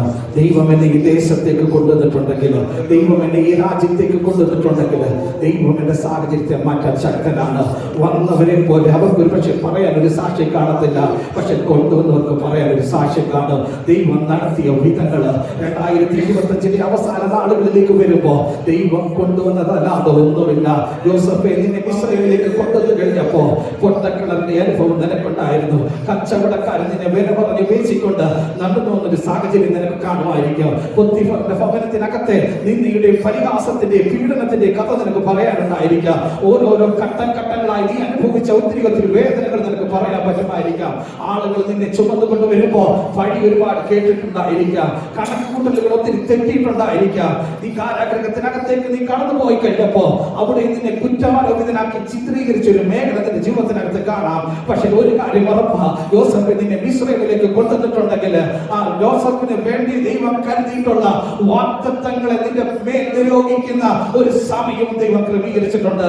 ഇന്ന് നാം പറഞ്ഞ സങ്കീർത്തനത്തിനകത്ത് കേട്ടൊരു വാക്യം പോലെ നിനക്ക് വേണ്ടി ദൈവം ഒരു സമയം ക്രമീകരിച്ചിട്ടുണ്ടെങ്കിൽ ദൈവം നമ്മളെ ചിലതിലേക്ക് കൊണ്ടുവരും. നിന്റെ സാഹചര്യം ഏതുമാകട്ടെ, നിന്റെ പ്രശ്നങ്ങൾ ഏതുമാകട്ടെ, തകർച്ചകൾ ഏതുമാകട്ടെ, ജീവിതത്തിനകത്ത് ഞാൻ നിങ്ങൾ കടന്നു പോകുന്ന സാഹചര്യമല്ല പ്രശ്നം. ദൈവം എന്നെ കൊണ്ടുവന്നതാണെങ്കിൽ എനിക്ക് വേണ്ടി ദൈവം വഴികളെ ക്രമീകരിക്കാനും ദൈവം ശക്തനാണ്. ഒന്ന് ചേർന്ന് ചിന്തിച്ച് നോക്കിക്കേ. ദൈവം എന്നെ ഈ രാജ്യത്തേക്ക് കൊണ്ടുവന്നു, ദൈവം എന്നെ പെന്തക്കോസ്ത് അനുഭവത്തിലേക്ക് കൊണ്ടുവന്നു, ദൈവം എന്നെ ശുശ്രൂഷയിലേക്ക് കൊണ്ടുവന്നു, ദൈവം എന്നെ ഈ ജോലിയിലേക്ക് കൊണ്ടുവന്നു, ദൈവം ഈ പട്ടണത്തിലേക്ക് എന്നെ കൊണ്ടുവന്നു. ദൈവത്തിന്റെ ഒരു നിയോഗം എന്റെ മേലുണ്ട്. നിയോഗം പ്രാപിച്ചവനെ തടയുവാൻ ദൈവത്തിന് ഒരു പിശാചിനെയും അനുവദിക്കാതെ പ്രൊട്ടക്ട് ചെയ്യുന്ന ഒരു ദൈവമുണ്ടെന്ന് ചേർന്ന് വിശ്വസിക്കാൻ പറ്റുമോ? അങ്ങനെയാണെങ്കിൽ എന്റെ കുടുംബത്തിന്റെ മേല് ദൈവത്തിന് ഒരു പ്രൊട്ടക്ഷൻ ഉണ്ട്, എന്റെ സഭയുടെ മേൽ ദൈവത്തിന് ഒരു പ്രൊട്ടക്ഷൻ ഉണ്ട്, എന്റെ ജോലിയുടെ മേൽ ദൈവത്തിന് ഒരു പ്രൊട്ടക്ഷൻ ഉണ്ട്, എന്റെ കുഞ്ഞുങ്ങളുടെ മേൽ ദൈവത്തിന് ഒരു പ്രൊട്ടക്ഷൻ ഉണ്ട്, എന്റെ സാമ്പത്തിക ഭദ്രതയുടെ മേൽ ദൈവത്തിന് ഒരു പ്രൊട്ടക്ഷൻ ഉണ്ട്. എന്റെ ഏത് സാഹചര്യമാണോ ദൈവം എന്നെ കൊണ്ടുവന്നതാണെങ്കിൽ എന്റെ മേൽ ഒരു പ്രൊട്ടക്ഷൻ ഉണ്ട്. മറ്റുള്ളവരൊക്കെ വന്നപ്പോ ഞാൻ വന്നതല്ല, ദൈവം എന്നെ കൊണ്ടുവന്നതാണ്. പുറത്തോട്ട് ചിന്തിച്ച് നോക്കിയാൽ എണ്ണമില്ലാത്ത നന്മകൾ, അനുഗ്രഹങ്ങൾ, കുടുംബത്തിന്റെ സാഹചര്യങ്ങൾക്ക് അപ്പുറമായി ദൈവം എന്നെ കൊണ്ടുവന്നിട്ടുണ്ടെങ്കിൽ ഇത് പകലിന് ആ നിയോഗത്തോടെ പറയാൻ പറ്റുമോ? ദൈവം എന്നെ കൊണ്ടുവന്നെങ്കിൽ ദൈവത്തിന്റെ നിയോഗം എന്റെ മേലുണ്ട്. നല്ലൊരു ജീവിതത്തിന് വേണ്ടി, നല്ലൊരു സാഹചര്യത്തിന് വേണ്ടിയാണ് ഞാൻ നിങ്ങൾ വിദേശത്തേക്ക് കടന്നു വന്നത്. ഈ ദേശത്തേക്ക് ദൈവം എന്നെ കൊണ്ടുവന്നതാണെങ്കിൽ എനിക്കുള്ള എല്ലാ കാര്യങ്ങളും ദൈവം ക്രമീകരിക്കും. ഒരു പക്ഷെ കഷ്ടത എന്റെ ജീവിതത്തിലുണ്ടായിരിക്കാം, നിന്ന എന്റെ ജീവിതത്തിലുണ്ടായിരിക്കാം, പരിഹാസം എന്റെ ജീവിതത്തിനകത്തുണ്ടായിരിക്കാം, ആർക്കും ഇനി അനുഭവിക്കാത്തൊരു വേദനയിൽ കൂടെ ഒരു പക്ഷെ ഞാൻ നിങ്ങളെ കടന്നു പോകുന്നുണ്ടായിരിക്കാം. പക്ഷെ പരിശുദ്ധാത്മ നമ്മളോട് ധൈര്യപ്പെടുത്താൻ പറയുന്നു, ദൈവം എന്നെ കൊണ്ടുവന്നിട്ടുണ്ടെങ്കിൽ, ആളുകൾ എന്നെ ചുമന്നുകൊണ്ട വന്നെങ്കിലും, ആ മനോഭാരം എത്ര വലുതാണെങ്കിലും, മനോവേദന എത്ര വലുതാണെങ്കിലും, പക്ഷെ എന്റെ പേരുള്ള നിയോഗത്തിന് എന്നെ നിലനിർത്താൻ സാധിക്കും. ഈ പട്ടണത്തിന് എന്നെ നിലനിർത്താൻ സാധിക്കും. ഈ രാജ്യത്തിന് നിലനിർത്താൻ സാധിക്കും. ഈ ദേശത്തിന്റെ സമൃദ്ധി അനുഭവിക്കുവാൻ, ഈ ദേശത്തിന്റെ നന്മ അനുഭവിക്കുവാൻ, ഈ ദേശത്തൊരു സാക്ഷ്യമായി മാറുവാൻ ദൈവത്തിന് എന്നെ നിയന്ത്രിക്കുവാൻ സാധിക്കുമെന്ന് ആത്മാവിൽ ഞാൻ വിളിച്ചു പറയുന്നു. അവിടെ പറഞ്ഞത് ഇത് ഓർക്കുമ്പോ ഈ അവസ്ഥയ്ക്കകത്ത് ഒരു മാറ്റം വരുമെന്നൊരു ചിന്ത പലപ്പോഴും ഭാരപ്പെടുത്തുന്നുണ്ടായിരിക്കാം. ഓരോ ഘട്ടത്തിനകത്ത് വെച്ച് ഞാൻ ജോസഫിന്റെ ഉദാഹരണം എടുത്തതൊന്ന് ചിന്തിച്ചു നോക്കിക്കേ. കച്ചവടക്കാരൻ വില പേശി അടിമയെ പോലെ മിസ്രൈമിലേക്ക് പോകുമ്പോൾ നാം ചിന്തിക്കുന്ന ഒരു വാക്തത്വമുണ്ട്. ആ വാക്തത്വം ഇപ്പൊ നിൽക്കുന്ന സാഹചര്യം നമ്മൾ യാതൊരു ബന്ധവുമില്ല. അവിടുത്തെ പൊട്ടക്കിണറിന്റെ അനുഭവത്തിലേക്ക് വീഴുമ്പോൾ സ്നേഹം അന്വേഷിച്ച് സഹോദരന്മാരെ തേടി വന്നൊരുവൻ പൊട്ടക്കിണറിനകത്തേക്ക് തള്ളി എടുത്തു കഴിയുമ്പോൾ അവനെ അതിനകത്തേക്ക് തീർന്നെന്ന് ലോകം വിധി എഴുതുമ്പോൾ അകത്തു നിന്നുകൊണ്ട് ജോസഫ് ചോദിക്കുന്ന ഒരു ചോദ്യമുണ്ടായിരിക്കാം, എന്റെ മേലുള്ള നിയോഗം എവിടെ? ഞാൻ കണ്ട ദർശനം എവിടെ? ഞാൻ കണ്ട വാക്തത്വം എവിടെ?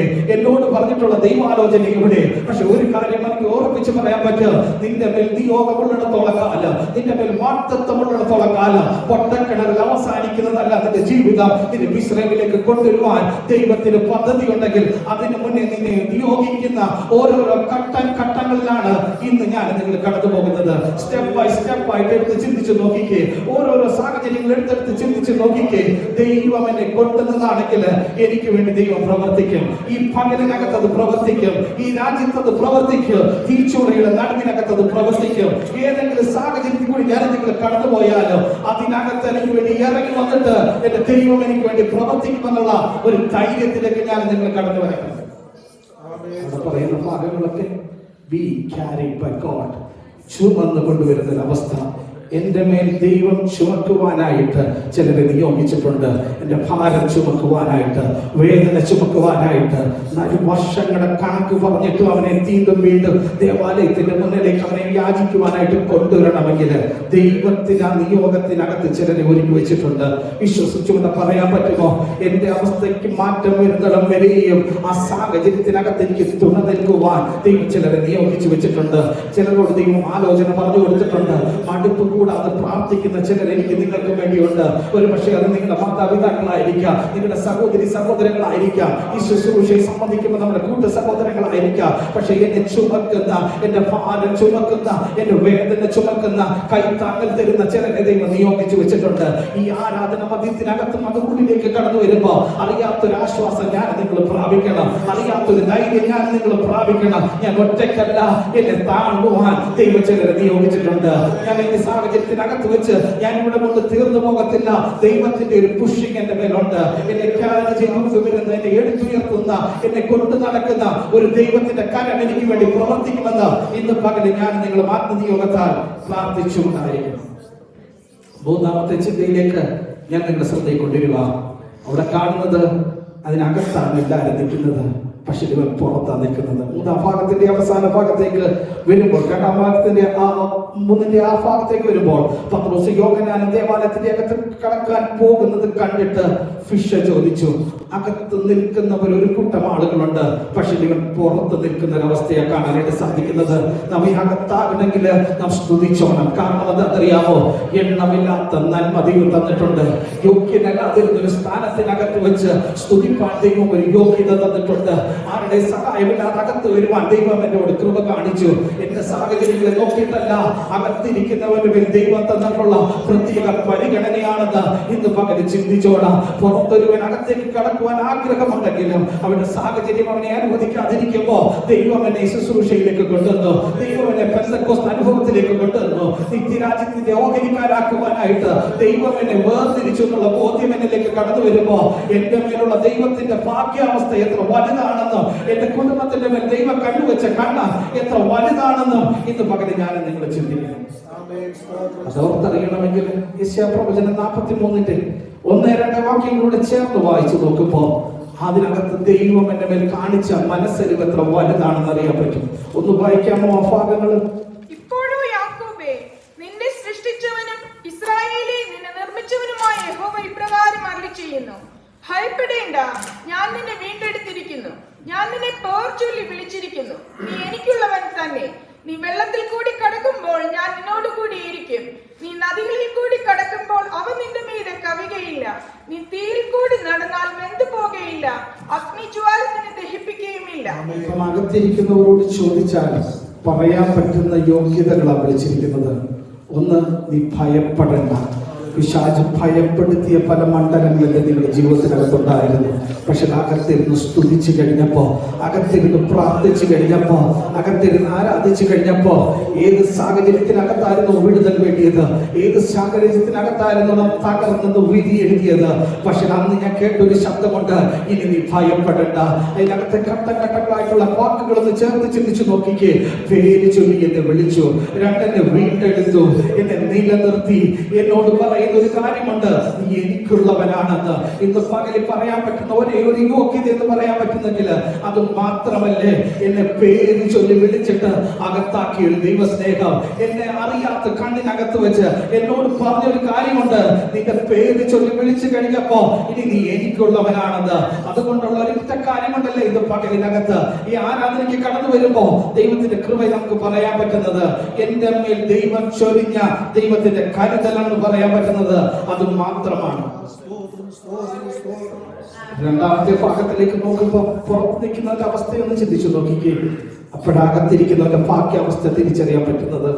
കൈനീട്ടേണ്ട ഒരവസ്ഥ, ഉടുതുണിക്ക് മറുപടി ഇല്ലാത്ത ഒരു സാഹചര്യം, ആഹാരത്തിന് കൈനീട്ടേണ്ട ഒരവസ്ഥ, പുറത്തു നിന്നുകൊണ്ട് മറ്റുള്ളവര് എന്തെങ്കിലും അവരുടെ താല്പര്യത്തിനനുസരിച്ച് കൊണ്ട് തരുന്ന എന്തെങ്കിലും വാങ്ങി ഭക്ഷിക്കേണ്ട ഒരു അവസ്ഥയ്ക്കകത്തു നിന്ന് അകത്തായി കഴിഞ്ഞപ്പോഴത്തേക്ക് നമ്മുടെ ഇഷ്ടത്തിനനുസരിച്ച് കൊണ്ട് ഏത് കടയിൽ പോയിട്ട് എന്ത് സാധനങ്ങളും വാങ്ങിച്ച് തിന്നാൻ പറ്റുന്ന ഒരു സാഹചര്യം, ഏത് രീതിയിലുള്ള ഡ്രസ്സിങ് ചെയ്യണമെങ്കിലും അത് വാങ്ങിക്കാനുള്ള ഒരു സാഹചര്യം, ഏത് വാഹനത്തിലാണ് സഞ്ചരിക്കേണ്ടത് എന്നുള്ളതിന് അത് തിരിച്ചറിയാൻ പറ്റുന്ന ഒരു സാഹചര്യം, അങ്ങനെ ഒരു തലത്തിലേക്ക് ദൈവം ഒരു ട്രാൻസ്ഫോർമേഷനെ എന്റെ നിങ്ങളുടെ ജീവിതത്തിനകത്ത് തന്നിട്ടുണ്ടെങ്കിൽ ആ ഭാഗ്യാവസ്ഥ എത്ര വലുതാണെന്ന് പറയുമ്പോൾ നമുക്ക് പറയാൻ പറ്റുന്ന ഒരു കാര്യമുണ്ട്. കർത്താവേ, നന്ദി കർത്താവേ.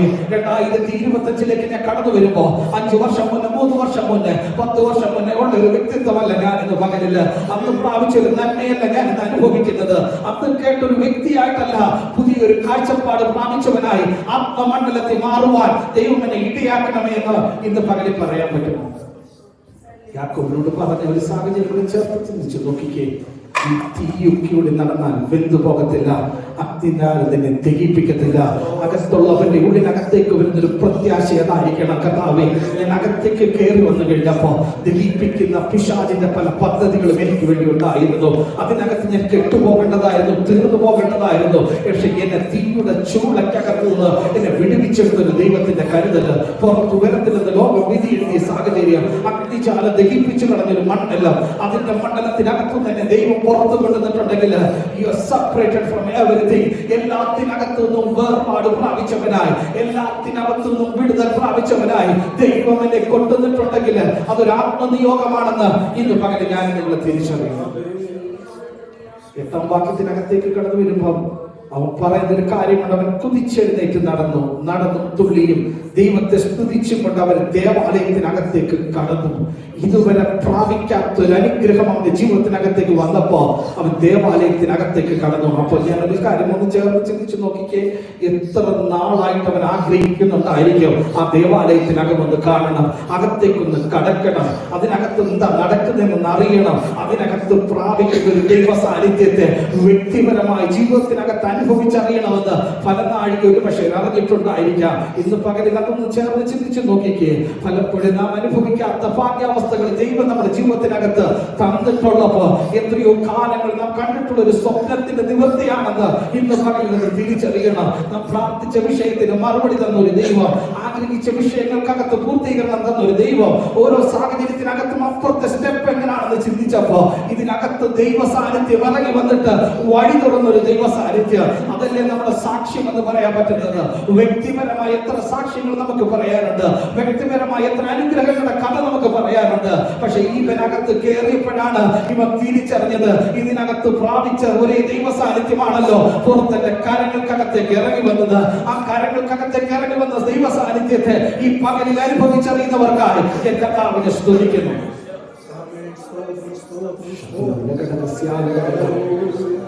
ഒന്ന് ചിന്തിച്ചു നോക്കിക്കേ. ഈ എക്സാമിന് ഞാൻ പാസ്സാകും, ഈ സ്റ്റെപ്പിനകത്തേക്ക് ദൈവമേ ഞാൻ എങ്ങനെ ഇറങ്ങിത്തിരിക്കും, ഇതെങ്ങനെ എന്റെ കയ്യിലേക്ക് എത്തിവിടുമെന്ന് ഒരു പക്ഷെ നിങ്ങൾ ചിന്തിച്ചിട്ടുണ്ടാക്കില്ല. ഇന്ന് നിങ്ങളുടെ സാഹചര്യത്തെ കണ്ടുകൊണ്ട് ഒരു ക്വസ്റ്റ്യൻ മാർക്കായിട്ട് നിൽക്കുന്ന ഏതെങ്കിലും ഒരു വിഷയം മുന്നിലുണ്ടെങ്കിൽ ആ വിഷയത്തെ കണ്ടുകൊണ്ട് പറയാൻ പറ്റണം, കർത്താവിനെ കൊണ്ടുവന്നു ഞാൻ ഇനി പുറത്തിരിക്കേണ്ടവനല്ല, എന്നെ അകത്തേക്ക് കൊണ്ടുവന്നതാണ്. അകത്തേക്ക് കടന്നു വരുമ്പോൾ എന്റെ സ്റ്റാറ്റസിനകത്ത് ഒരു ഡിഫറൻസ് വരും. അതെന്റെ സോഷ്യൽ സ്റ്റാറ്റസ് മാത്രമല്ല, ആത്മമണ്ഡലത്തിൽ ഞാൻ ആരാധിക്കുന്ന ദൈവകൃപയുടെ സാന്നിധ്യം എന്റെ ഉള്ളിനകത്തേക്ക് കടന്നു വരുമ്പോ ഞാൻ ഒരു പുതിയ സാന്നിധ്യം അനുഭവിക്കുന്നവനാണ്. എന്നെ ഇനി പുറത്തിരിക്കുവാൻ പിശാചിനെ അനുവദിക്കത്തില്ല.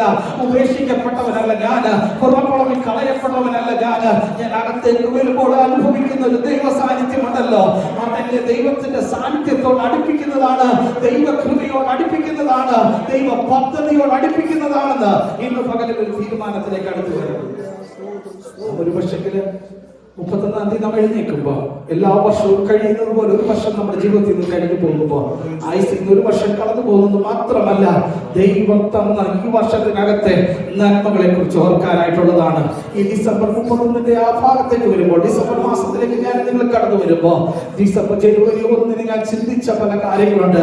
കർത്താവ് ഈ വർഷം എങ്ങനെ തള്ളി നീങ്ങി പോകും, ഈ വർഷം എങ്ങനെ മുന്നോട്ട് പോകും, ഈ ആരോഗ്യമില്ലാത്ത അവസ്ഥയ്ക്കകത്തുനിന്ന് ഞാൻ എങ്ങനെ മുന്നോട്ട് പോകും, ഈ ജീവിത സാഹചര്യത്തിനകത്ത് ദേശത്തിനകത്ത് ഞാൻ എങ്ങനെ മുന്നോട്ട് പോകും, ആരെനിക്ക് വേണ്ടി ഒരു വഴി തുറന്നു തരും, ആരെന്നെ ഇത് കൈത്താങ്ങൽ തരുമെന്ന് പറഞ്ഞ പല മണ്ഡലത്തിനകത്ത് പരിശുദ്ധാത്മാവ് എനിക്ക് തുണ നിന്നിട്ടുണ്ടെങ്കിൽ ഇന്ന് പകല് ധൈര്യത്തോടെ പറയാൻ പറ്റണം, ഞാൻ ഇനി പുറത്ത് കിടക്കേണ്ടവനല്ല, ഞാൻ അകത്തിരുന്ന് കർത്താവിനെ സ്തുതിക്കേണ്ടവനാണ്, ഒരു ദൈവ സാന്നിധ്യത്തെ അനുഭവിക്കേണ്ടവനാണ്.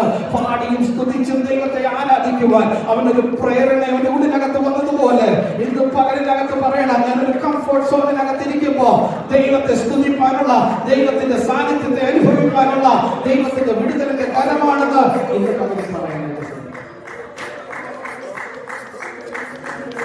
നാലാം ഭാഗത്തിലേക്ക് വരുമ്പോ ആരാധിക്കുന്നവനകത്തും യാചിക്കുന്നവൻ പുറത്തു നിൽക്കുന്ന അവസ്ഥയാണ്. അവന്റെ ആകാരത്തിന് അവനെ യാചിക്കുമ്പോ അവന്റെ ചോദ്യങ്ങളും പലതാണ്. എനിക്ക് ഇന്നത്തേക്ക് എന്തെങ്കിലും കിട്ടണം, ഇപ്പോഴത്തേക്ക് എനിക്ക് എന്തെങ്കിലും നിർത്തണം, അല്ലെങ്കിൽ ഈ ദിവസം എന്നെ നടന്ന് നീങ്ങി പോകണം. ആ ഒരൊറ്റ ചിന്തയിലാണ് അവൻ യാചിപ്പാനായിട്ട് ആ ദേവാലയത്തിന്റെ ഗോപുരത്തിന്റെ വാതിക്കൽ വന്നിരിക്കാറുള്ളത്. ഇവന്റെ ഇപ്പോഴും പത്രോസിന്റെയും യോഹന്നാന്റെ മുന്നിൽ അവൻ കരം നീട്ടുമ്പോഴും അവന്റെ മനസ്സിലുള്ള ഒറ്റ ഒരു കാര്യമേ ഉള്ളൂ, ചില ദിവസങ്ങൾ നടന്ന് നീങ്ങി പോകണം. ചില സാഹചര്യത്തിനകത്ത് വെച്ച് ഒരു നന്മ കിട്ടിക്കഴിഞ്ഞാൽ ആ നന്മ വെച്ചിട്ട് ചില ദിവസങ്ങൾ ഓടിപ്പോകണം. ഒരു പക്ഷേ ആഹാരമായിരിക്കാം, വെള്ളിയായിരിക്കാം, പൊന്നായിരിക്കാം, അവൻ ആഗ്രഹിച്ചത് എന്തെങ്കിലും ചില ദിവസങ്ങൾ കൂടി പോകണം. ഒരിക്കലും അവന്റെ ഉള്ളിനകത്തേക്ക് ഒരു പ്രതീക്ഷ വന്നില്ല അവൻ എഴുന്നേറ്റ് നടക്കാൻ സാധിക്കുമെന്നുള്ളത്. പക്ഷെ അകത്തിരിക്കുന്നവൻ, ആരാധിക്കുന്നവൻ അവനറിയാം വിടുതലിന്റെ സൗഖ്യത്തിന്റെ ശക്തി. ആരാധിക്കുന്നവൻ അവനറിയാം മുൻകാലങ്ങളിൽ ദൈവം എന്നെ നടത്തിയ വിധങ്ങള്. ആരാധിക്കുന്നവൻ അറിയാൻ പറ്റും ദൈവത്തിന്റെ കരുതലിന്റെ ശക്തി. ആരാധിക്കുന്നവന് പറയാനായിട്ട് സാധിക്കും, ഒരു നന്ദിയുണ്ട് കർത്താവേ, ഞാൻ പ്രാർത്ഥിച്ച വിഷയത്തിന് മറുപടി ഉണ്ടായിരുന്നു. തലമുറയായി അവൻ എന്റെ സങ്കേതമായിരുന്നു. അനുഭവിച്ച നന്മകൾക്ക് സാക്ഷ്യം പറയുവാനുണ്ടായിരുന്നു. അനുഭവിച്ച വിടുതലിന് സാക്ഷ്യം പറയാനുണ്ടായിരിക്കും.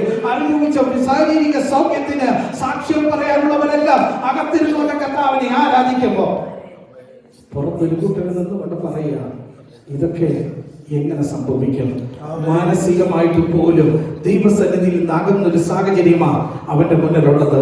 അവൻ ആലയത്തിലേക്ക് കടന്നു വരുന്നതിന്റെ പ്രസക്തി പോലും അവന്റെ ചിന്തയിൽ നിന്ന് പോലും പോയി അവന്റെ ആഗ്രഹം, ഫിസിക്കൽ നീഡ്, അവന്റെ ജീവിതത്തിനകത്തെ എന്തെങ്കിലും ഒരു നന്മ കൊണ്ടിട്ട് ജീവിക്കാനുള്ള ഒരു താല്പര്യത്തിലേക്ക് മാത്രം ഒതുങ്ങിപ്പോയപ്പോ ഇന്ന് ആരാധനയ്ക്ക് വന്നിട്ടുള്ള ഞാൻ നിങ്ങളൊന്ന് ചേർന്ന് ചിന്തിച്ചു നോക്കണം. കർത്താവ് എനിക്ക് വേണ്ടി വഴി തുറന്ന വഴികള്, ആരാധിപ്പാൻ ഒരു കാരണം എന്റെ ജീവിതത്തിനകത്തുണ്ട്. സാഹചര്യം ഒന്നും വേണ്ട, ഇത്രയും നാള് ശാരീരത്തിന്റെ ക്ഷീണം മാറിയിട്ട് ദൈവം കൃപ തന്നിട്ട് ഈ പകലിൽ എന്നെ കൊണ്ടുവന്നത് തന്നെയാണ് ഏറ്റവും വലിയൊരു സാക്ഷ്യം എന്ന് പറയുന്നത്. എഴുന്നേറ്റ് നിൽപ്പാനുള്ള കൃപ, കിടന്ന് രോഗിയായി പോകാതെ ആരോഗ്യത്തോടെ, ബലത്തോടെ, സൗഖ്യത്തോടെ ആരാധിപ്പാനുള്ള പ്രേരണയോടുകൂടി ഈ ആരാധനയിലേക്ക് കൊണ്ടുവന്നത് തന്നെ ദൈവം തന്ന കൃപയാണെന്ന് ഇന്ന് പകൽ ഞാൻ നിങ്ങൾ ചിന്തിക്കുന്നു. സമയം മുന്നത്തെ വേഗത്തിൽ പോകുന്നല്ലോ. ഒന്ന് രണ്ട് ചിന്തയിൽ കൂടി ഞാൻ പറയുന്നത്. അഞ്ചാമത്തെ ചിന്തയിലേക്ക് വരുമ്പോൾ അവൻ ചോദിക്കുന്ന ഒരു കാര്യമുണ്ട്. അവന്റെ ആഗ്രഹം ഒരു ഭൗതികമായിട്ടുള്ള ഒരു ആഗ്രഹമാണ്. ഫിക്സ ചോദിക്കുക, അവന്റെ മൈൻഡ് ഫിക്സേഷനകത്ത് കിടക്കുക. അവന്റെ ലീവിങ് അറേഞ്ച്മെന്റ്സിന് വേണ്ടി, അവന്റെ ജീവിക്കാനായിട്ടുള്ളത് എന്തെങ്കിലും വേണമെന്നുള്ളൊരു മാനസിക മെന്റൽ സെറ്റപ്പില് അവൻ കിടന്നിരിക്കുകയാണ്. പക്ഷെ അകത്തിരിക്കുന്നവന്റെ ചിന്ത ആത്മീകമാണ്. കൃപ പ്രാപിച്ചവരാണ് അകത്തിരിക്കുന്നത്. വഴി നടത്തിയ വിധങ്ങളെ ഓർത്തിട്ട് നന്ദി പറയാനായിട്ട് വന്നവരാണ് അകത്തുള്ളത്. ദൈവത്തിന്റെ പ്രവൃത്തിയെ കുറിച്ച്, ദൈവത്തിന്റെ നാമത്തെ ഉയർത്തുന്നതിനെ കുറിച്ച് ചിന്തിപ്പാനായിട്ടാണ് അകത്തളത്തിനകത്ത് ആളുകൾ ഇരിക്കുന്നത്. ഇന്ന് ഭൗതിക മണ്ഡലത്തിനകത്ത് ഒരു പക്ഷേ ഞാനും നിങ്ങളും ചിന്തിച്ചു കൊണ്ടിരിക്കുന്ന ഒരു സാഹചര്യം ഉണ്ടായിരിക്കാം. കർത്താവേ, ഇന്നത്തെ എന്റെ ആത്മമണ്ഡലത്തിന്റെ കാഴ്ചപ്പാടിനെ കുറിച്ച് മാത്രമായിരിക്കത്തില്ല. ഒരു പക്ഷേ കർത്താവേ, നാളത്തെ എന്റെ സാഹചര്യത്തെ കുറിച്ചായിരിക്കാം, നാളെ എന്റെ ജീവിതത്തിന്റെ വഴികൾ എങ്ങനെയാകും എന്നുള്ളതിനെ കുറിച്ചായിരിക്കാം, മുന്നോട്ട് പോകേണ്ടത് ഏത് സ്റ്റെപ്പിൽ കൂടി ആയിരിക്കണം എന്നുള്ളതായിരിക്കാം, എങ്ങനെയൊക്കെയാണ് എന്റെ കാര്യങ്ങളെ ക്രമപ്പെടുത്താൻ പറ്റുന്നുള്ള ഒരു ലിവിംഗ് അറേഞ്ച്മെന്റ്സിനെ കുറിച്ചുള്ള ചിന്തയായിരിക്കാം എന്നെ ഭാരപ്പെടുത്തുന്നെങ്കിലും ഒരു ധൈര്യത്തോടെ വിളിച്ചു പറയാൻ പറ്റുന്ന ഒരു കാര്യമുണ്ട്. എന്റെ ഭാരപ്പെടുത്തുന്ന വിഷയത്തിന്റെ മേൽ മറുപടിയാണ് ആത്മമണ്ഡലത്തിന്റെ ആത്മീക ചിന്ത എന്ന് പറഞ്ഞു കഴിഞ്ഞാൽ, ഇതുവരെ ദൈവം എന്നെ പുലർത്തിയിട്ടുണ്ടെങ്കിൽ നാളെ എന്നെ ദൈവം പുലർത്തും. ആത്മമണ്ഡലത്തിലേക്ക് കടന്നു വരുമ്പോ ആ ഒരു ധൈര്യമുള്ളതല്ലേ വിശ്വാസം എന്ന് പറയുന്നത്. കഴിഞ്ഞ നാളുകളിൽ ദൈവം നടത്തിയ ആ വിധങ്ങളിലേക്ക് ഒന്ന് ചിന്തിച്ചു നോക്കുവാൻ ഒരു പ്രേരണ പ്രേരണയിലെ ആത്മീയ കാഴ്ചപ്പാടുകള്, ഉപവാസത്താലും പ്രാർത്ഥനയാലും ദൈവത്തിലുള്ള ആശ്രയത്താലും ദൈവം നടത്തിയ വിധങ്ങളല്ലേ എന്റെ ആത്മീയ കാഴ്ചപ്പാട് മാറ്റിയിട്ടുള്ളത്. പക്ഷെ ഇന്ന് ഞാൻ ഇരിക്കുന്ന എന്റെ ഫിക്സേഷൻ മൈൻഡ് ഉണ്ടല്ലോ, എന്റെ സാഹചര്യം എങ്ങനെ മാറും, എന്റെ ജീവിതം എങ്ങനെ മാറും, എനിക്ക് വേണ്ടി ആര് വഴി തുറന്നു തരും, എന്റെ മുന്നിൽ നിൽക്കുന്ന ഈ പ്രതിസന്ധിയെ കണ്ടിട്ട് ആരെനിക്ക് വേണ്ടി കല്ലുരുട്ടി മാറ്റുമെന്നുള്ളൊരു ചിന്ത എന്റെ മുന്നിൽ നിൽക്കുമ്പോൾ എന്റെ ഫിക്സേഷൻ മൈൻഡിനെ മാറ്റിയിട്ട് പറയാൻ പറ്റണം, ആത്മ കാഴ്ചപ്പാടിനകത്ത് ഞാൻ കാണുന്നു ദൈവം എനിക്ക് വേണ്ടി പുതിയതൊന്നിനെ ചെയ്യും. ആത്മ കാഴ്ചപ്പാട് ഞാൻ കാണുന്നു ദൈവം എനിക്ക് വേണ്ടി ഒരു ദൂതനെ അയച്ചിട്ട് എന്റെ മുന്നിൽ നിൽക്കുന്ന കല്ലിനെ ഉരുട്ടി മാറ്റുവാൻ അത് ശക്തമാണെന്ന് ആത്മാവ് ദൈവജനം വിളിച്ചു പറയണം.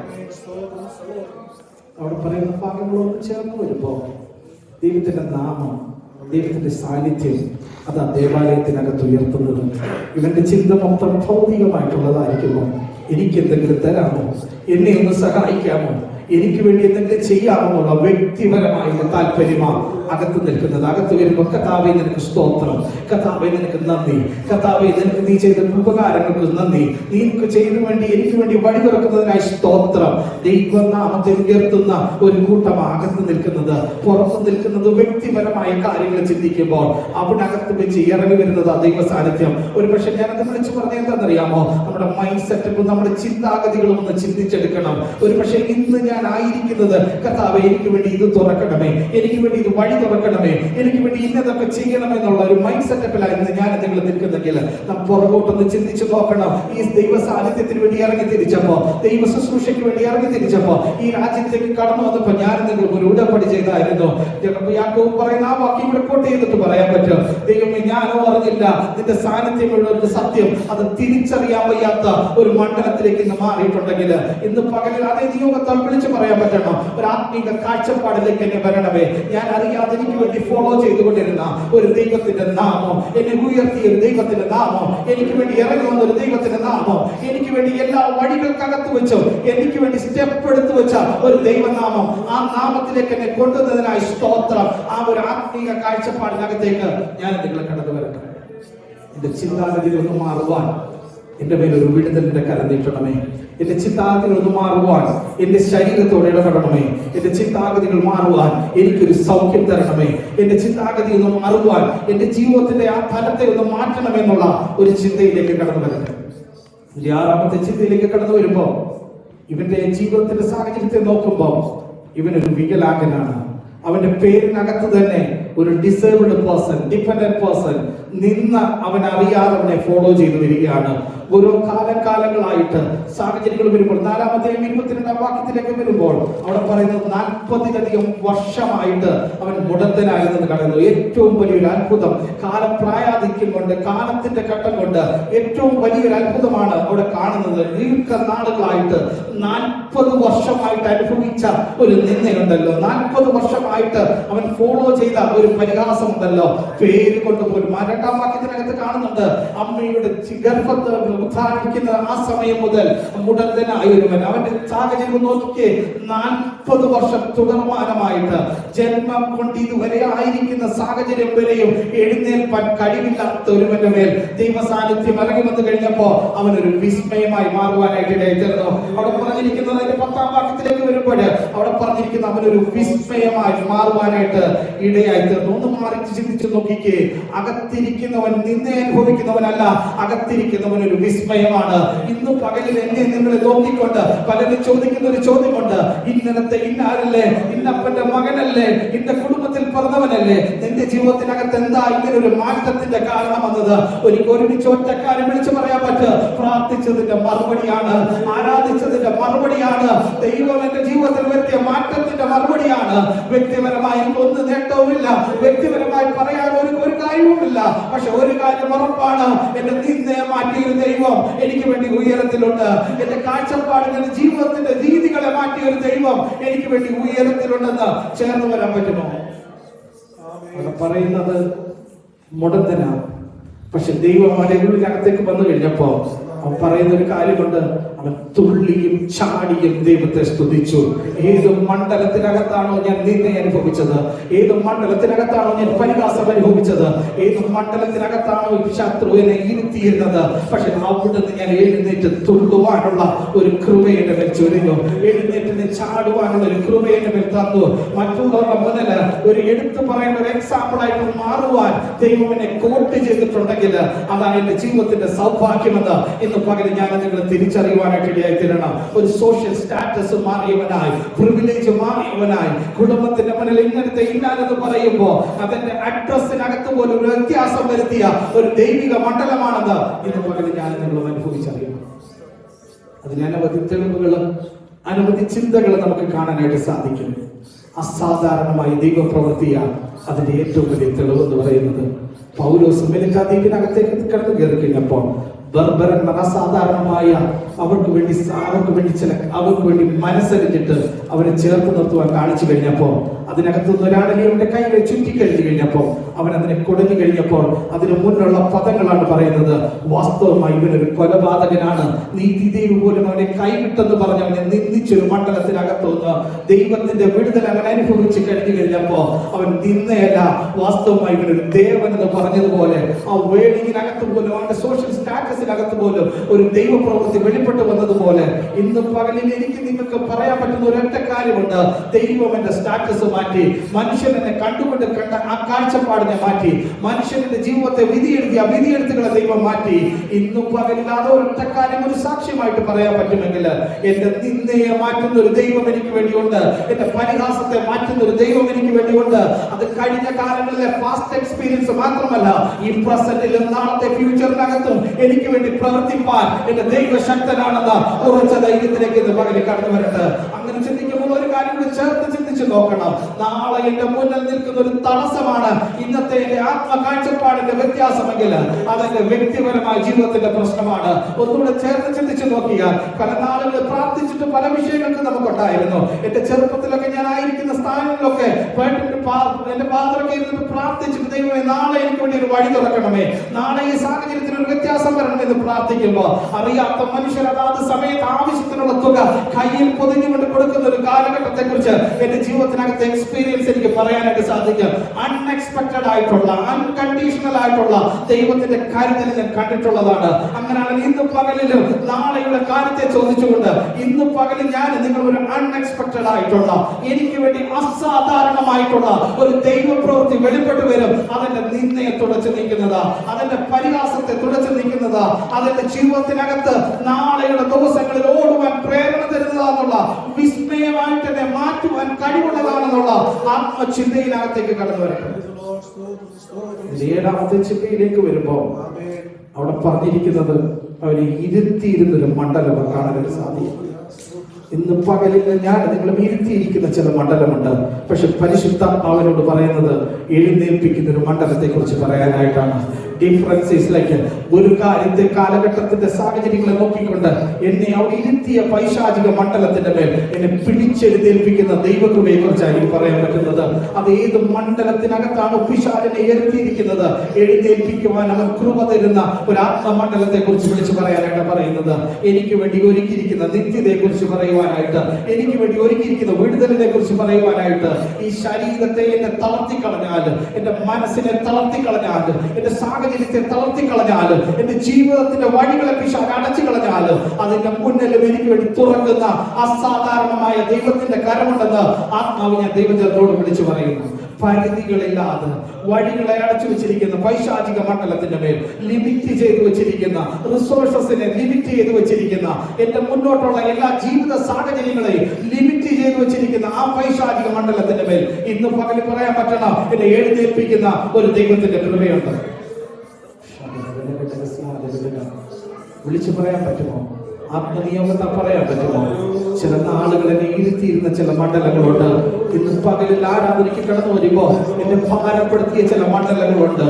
എന്റെ ജീവിതത്തിന്റെ തകർച്ചകളെ നോക്കിക്കൊണ്ട് ഇനി ഞാൻ എഴുന്നേക്കത്തില്ലെന്ന് പിശാചിനോട് പറഞ്ഞ ചില മണ്ഡലങ്ങളുണ്ട്.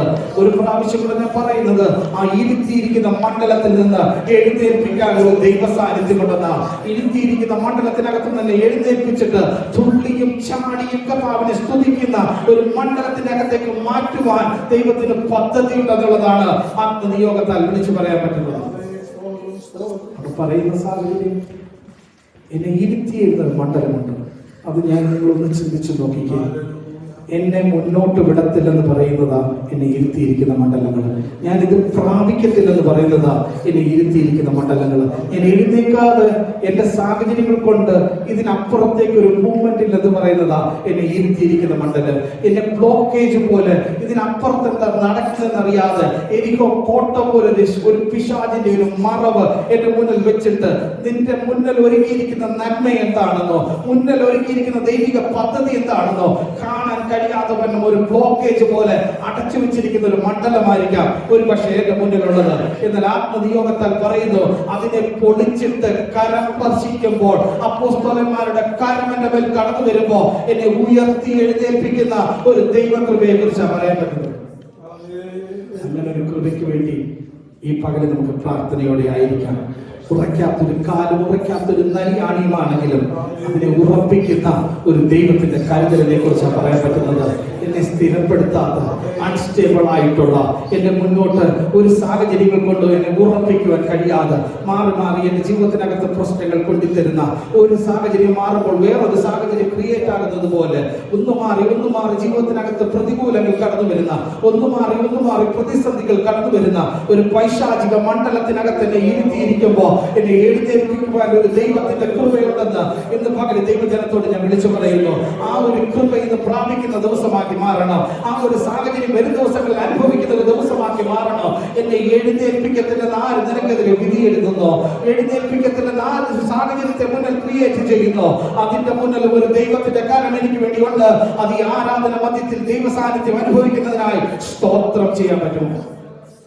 പരിധികൾ സൃഷ്ടിച്ചുകൊണ്ട് നമുക്ക് വേണ്ടി ആ എഴുന്നേൽക്കുവാൻ സാഹചര്യമില്ലാത്തതുപോലെ നമ്മളെ ആക്കിയിരിക്കുന്ന ആ മാനസിക മണ്ഡലത്തിന്റെ മേൽ ഇന്ന് പകലിൽ പറയണം, പ്രാർത്ഥിക്കുന്നവന് വേണ്ടി ഇറങ്ങി വരുന്നതുകൊണ്ട്, യാചിക്കുന്നവന് വേണ്ടി ഇറങ്ങി വരുന്നൊരു ദൈവകൃപയുണ്ട്.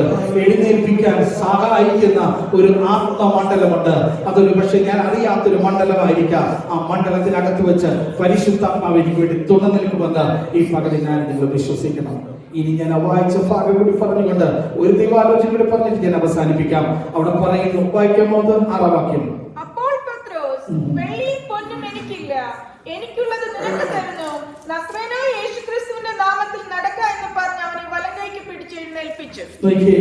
അവന്റെ ആഗ്രഹം എന്ന് പറയുന്നത് എന്തെങ്കിലും ലഭിക്കണം എന്നുള്ളത്. പത്രോസ് അത് കുറച്ചുകൂടെ ആഴമായിട്ട് പറഞ്ഞു. വെള്ളിയും പൊന്നും എനിക്കില്ല, പക്ഷെ ഒരു കാര്യം തരുന്നു, യേശുവിന്റെ നാമത്തിൽ നടക്കണം. ആഗ്രഹത്തെ തിരിച്ചറിഞ്ഞുകൊണ്ട് പറയുന്നതാ, ഈ ലോകത്ത് സ്വരൂപിക്കാൻ പറ്റുന്ന വെള്ളിയോ പൊന്നോ നിനക്ക് തരാൻ എന്റെ കയ്യിലില്ല, പക്ഷെ ഒരു കാര്യമുണ്ട്, അൺഎക്സ്പെക്റ്റഡ് ആയിട്ടുള്ള ചിലതിനെ നിനക്ക് വേണ്ടി തരാനായിട്ട് സാധിക്കും. അൺഎക്സ്പെക്റ്റഡ് എന്ന് പറയുമ്പോൾ ഇതുവരെ ഞാനും നിങ്ങൾ ചിന്തിച്ചു കൊണ്ടിരുന്ന ഒരു മാനസിക മണ്ഡലമുണ്ട്. ഇത് കിട്ടിയതായിരുന്നെങ്കിൽ എന്തെങ്കിലും നന്നായേനെ, ഇത് കിട്ടിയതായിരുന്നെങ്കിൽ അല്പം നാളുകൂടെ സുഖത്തോടെ ജീവിക്കാൻ പറ്റും, അല്പം നാളുകൂടെ ഭംഗിയായിട്ട് മുന്നോട്ട് പോകും.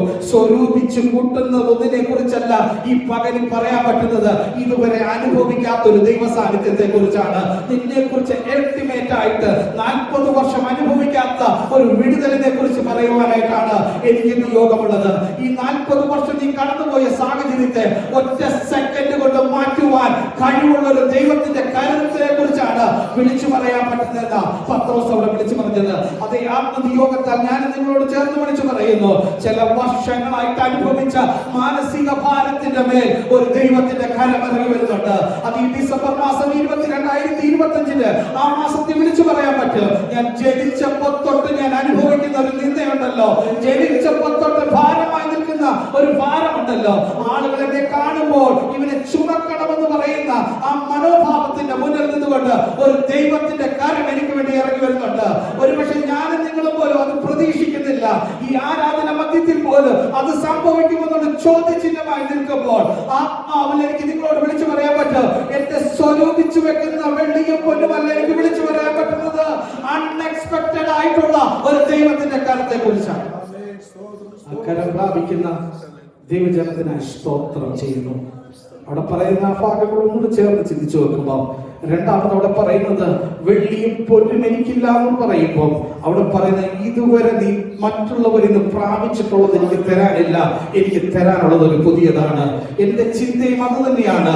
മനുഷ്യരിൽ നിന്ന് പ്രാപിച്ചതൊന്നുമല്ല എനിക്ക് തരാൻ പറ്റുന്നത്, അസാധാരണമായ ഒരു ദൈവപ്രവൃത്തിയുടെ കഥയായിരിക്കും തരാൻ പറ്റുന്നത്. രണ്ടാമത് ദൈവത്തിന്റെ ദൂതായിട്ട് ഞാൻ വിളിച്ചു പറയുന്ന ഒരു കാര്യമുണ്ട്.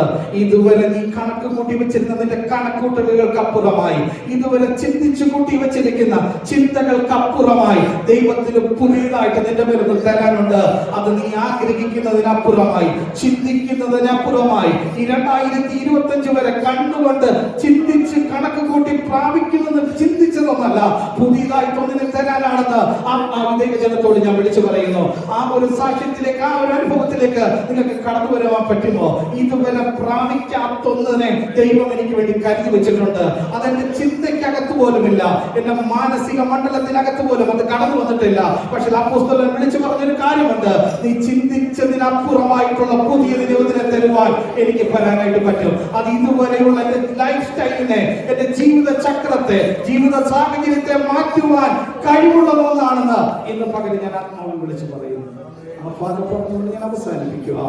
പരിശുദ്ധ ദൈവനിയോഗത്താൽ ദൈവജനത്തോട് വിളിച്ചു പറയുന്നു, ഈ ആരാധനയ്ക്ക് കടന്നു വന്നിരിക്കുമ്പോൾ, ഈ പ്രാർത്ഥനയിൽ കടന്നു വന്നിരിക്കുമ്പോൾ അവിടെ പറഞ്ഞൊരു കാര്യമുണ്ട്. പുറത്തിരുന്നുകൊണ്ട് യാചിച്ചൊരവസ്ഥയ്ക്കകത്തു നിന്ന് ഒരു അസാധാരണമായ ദൈവപ്രവൃത്തി വന്നിട്ട് അവരുടെ ലൈഫ് സ്റ്റൈലിനെ മാറ്റിയതുപോലെ എന്റെ ജീവിതത്തിനകത്തിന്റെ പ്രാർത്ഥനയോട് ആരാധനയോട് ദൈവജനങ്ങൾ കടന്നു വന്നിരിക്കുമ്പോൾ പരിശുദ്ധാത്മാവ് ദൈവജനത്തോട് വിളിച്ചു പറയുക, നമ്മുടെ ടോട്ടൽ ലൈഫ് സർക്കിളിനെ മാറ്റത്തക്കവണ്ണമുള്ള ഒരു പുതിയൊരു കാര്യം ദൈവം നിനക്ക് വേണ്ടി ചെയ്തിട്ടുണ്ട്. അതൊരു പക്ഷേ എന്താണെന്ന് ചോദിച്ചാൽ എനിക്കൊരു പക്ഷെ പറയാൻ പറ്റത്തില്ല. വ്യക്തിപരമായി അനുഭവിക്കുന്നതാ ആ ദൈവത്തിന്റെ പദ്ധതി എന്ന് പറയുന്നത്. 10ാം വാക്യത്തിനകത്ത് പറയുന്നു, സുന്ദരമായ ഗോപുരത്തിന്റെ പടിവാതിക്കൽ നിന്ന് ഫിഷ് അയച്ചുകൊണ്ടിരുന്നവൻ അറിഞ്ഞ് സംഭവിച്ചതിനെ കുറിച്ച് വിസ്മയവും പരിഭ്രമവും നിറഞ്ഞവരായിരുന്നു. വിസ്മയും പരിഭ്രമവും നിറഞ്ഞ 2 തലത്തിനകത്തേക്ക് അവനെ മാറ്റിയിട്ടുണ്ടെങ്കിൽ അവനോടുള്ള ദൈവത്തിന്റെ പദ്ധതി എത്ര വലുതാണെന്ന് ചിന്തിക്കണം. വ്യക്തിപരമായി എന്നെ ഒരു വിസ്മയമാക്കുവാൻ, വ്യക്തിപരമായി എന്നെ ഒരു പരിഭ്രമമാക്കുവാൻ, ലോകത്തിന്റെ മുന്നിൽ ഇന്നും ഞാനത് പ്രസംഗിക്കപ്പെടേണ്ട ഒരു വിഷയമാക്കി മാറ്റുവാൻ ദൈവത്തിന് അവനോട് കാണിച്ച മനസ്സരിവ് എത്ര വലുതാണെന്ന് ചിന്തിക്കുമ്പോൾ ദൈവത്തിന്റെ പദ്ധതി എത്ര വലുതാണെന്ന് തിരിച്ചറിയുവാനായിട്ട് ഇടയായിത്തീരും. ഈ ആരാധന മധ്യത്തിൽ കടന്നു വന്ന ദൈവജനത്തോട് ആത്മാവ് ഞാൻ ഒരു കാര്യം വിളിച്ചു പറയാം. നിങ്ങൾ ഇതുവരെ ചിന്തിച്ച ചില കാര്യങ്ങളുണ്ട്, ഇതുവരെ നിങ്ങളെ തളർത്തിയ ചില കാര്യങ്ങളുണ്ട്. മാനസികമായി, ശാരീരികമായി ജീവിതത്തിന്റെ വഴികൾക്കകത്ത് വെച്ച് പൈശാചികമായി പല മണ്ഡലത്തിനകത്ത് നമ്മൾ ആയിരുന്ന ഒരു മണ്ഡലത്തിനകത്തു നിന്ന് ആത്മനിയോഗത്താൽ ഒരു ട്രാൻസ്ഫോർമേഷനെ തരുവാൻ എന്റെ ദൈവശക്തനാണ്. ഈ വചനങ്ങളാൽ കർത്താവ് നമ്മെ സഹായിക്കട്ടെ. ഇപ്രകാരം ഇവിടെ കടന്നു വരുവാൻ, ശുശ്രൂഷിപ്പാൻ കർത്താവ് അവസരം ഒരുക്കുന്നതിനായി കർത്താവിന് സ്തോത്രം ചെയ്യുന്നു. അതിന് അവസരം ഒരുക്കുക കർത്താവിന്റെ ദാസൻ, അതുപോലെ ആരാധന ലീഡ് പറയാച്ച കർത്താവ് നിങ്ങളെല്ലാവരെയും സഹായിക്കട്ടെ. Thank you so much. ഞാനിപ്പം ചൊവ്വാഴ്ച കടന്നു പോകാൻ ആഗ്രഹിക്കുന്നു. കുറച്ച് നാളുകൾ ഇവിടെ ആയിരിക്കാൻ ആഗ്രഹിക്കുന്നു. അവിടെ ആയിരിക്കുമ്പോഴൊക്കെ നിങ്ങളുടെ പ്രാർത്ഥനയും സഹകരണവും ചോദിക്കുന്നു. കർത്താവ് എല്ലാവരെയും ധാരാളമായി സഹായിക്കട്ടെ. കർത്താവ്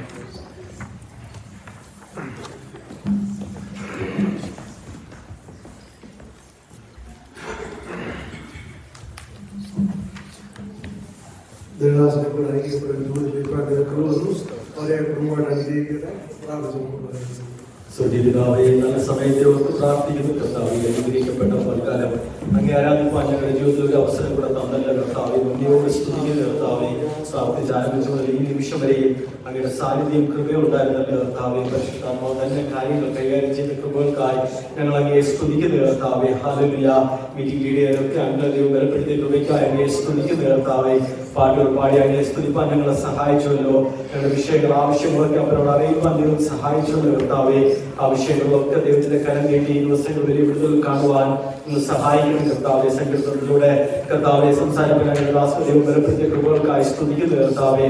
അപ്പാ ഹല്ലേലൂയ, അങ്ങയെ കുറിച്ച് വീണ്ടും സ്തുതിയെ കുറിച്ചും ഒക്കെ ഹല്ലേലൂയ അങ്ങയെ പ്രവൃത്തിയെ കുറിച്ചൊക്കെ കേൾക്കാൻ ദൈവം സഹായിച്ചു കർത്താവെ. ഞങ്ങളുടെ എല്ലാ നന്മകളും വരുന്നത് അങ്ങനെ നിന്നാണ് കർത്താവെ. സ്തോത്രം. ഞങ്ങൾ വീണ്ടും അങ്ങനെ ആശ്രയിക്കുന്നു കർത്താവെ. സ്തോത്രം. ഹല്ലേലൂയ. പറയുവാൻ പറ്റുന്ന ദൈവം ബലപ്പെടുത്തിയല്ലോ കർത്താവെ. നന്ദിയോട് സ്തുതിക്കുന്നു കർത്താവെ. വീണ്ടും മധ്യസ്ഥ പ്രാർത്ഥനയുടെ ഹല്ലേലൂയയിലൊക്കെ വിവിധ വിഷയങ്ങളോട്ട് പ്രാർത്ഥിപ്പാൻ ഞങ്ങളൊക്കെ ദൈവം സഹായിച്ചത് നിങ്ങൾക്കായി സ്തുതിക്കുന്നു, നന്ദിയോട് സ്തുതിക്കുന്നു കർത്താവെ. പ്രത്യേക കർത്താവെ അങ്ങയുടെ ദാസനോട് കർത്താവെ ഞങ്ങളോട് സംസാരിച്ചു കർത്താവെ.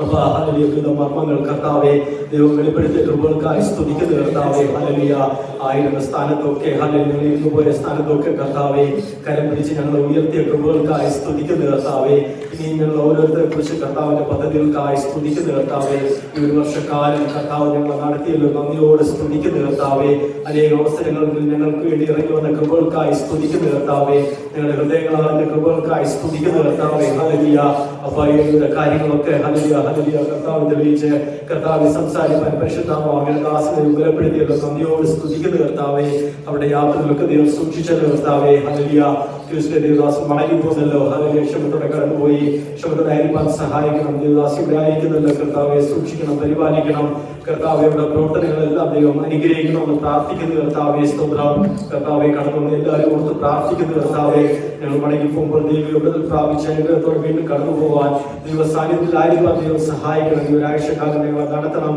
അങ്ങയുടെ കൃപയിൽ മറച്ചോണം കർത്താവെ പ്രത്യേകം ദേവദാസനും ജോയികളുടെ കുടുംബമൊക്കെ യാത്രയിൽ കടന്നു വരുന്നില്ല ഒരു ക്ഷമത്തോടെ കടന്നു വരുവാൻ സഹായിക്കണം കർത്താവെ എല്ലാ കൂട്ടായ്മയിലും ദൈവത്തിന്റെ സാന്നിധ്യം കൃപയുണ്ടാവണം വലിയ വിടുതലിന് കാരണമാക്കണം അങ്ങയുടെ കൃപയിൽ മറയ്ക്കണം എല്ലാ നന്മകൾക്കായി ഞങ്ങൾ സ്തുതിക്കുന്ന കർത്താവെ പ്രാർത്ഥന കേട്ടതിനായ സ്തോത്രം യേശു നാമത്തിൽ തന്നെ പിതാവായ ദൈവത്തിന്റെ സ്നേഹവും പുത്രനായ യേശുക്രിസ്തുവിന്റെ കൃപയും പരിശുദ്ധാത്മാവിന്റെ സഹവാസത്തിലായി നാം എല്ലാവരും പ്രവർത്തനത്തോടും ഉണ്ടായിരിക്കുമാറാകട്ടെ. ഇത്രത്തോളം നമുക്ക് ചെയ്യുന്ന ദൈവത്തെ സ്തുതിക്കാം.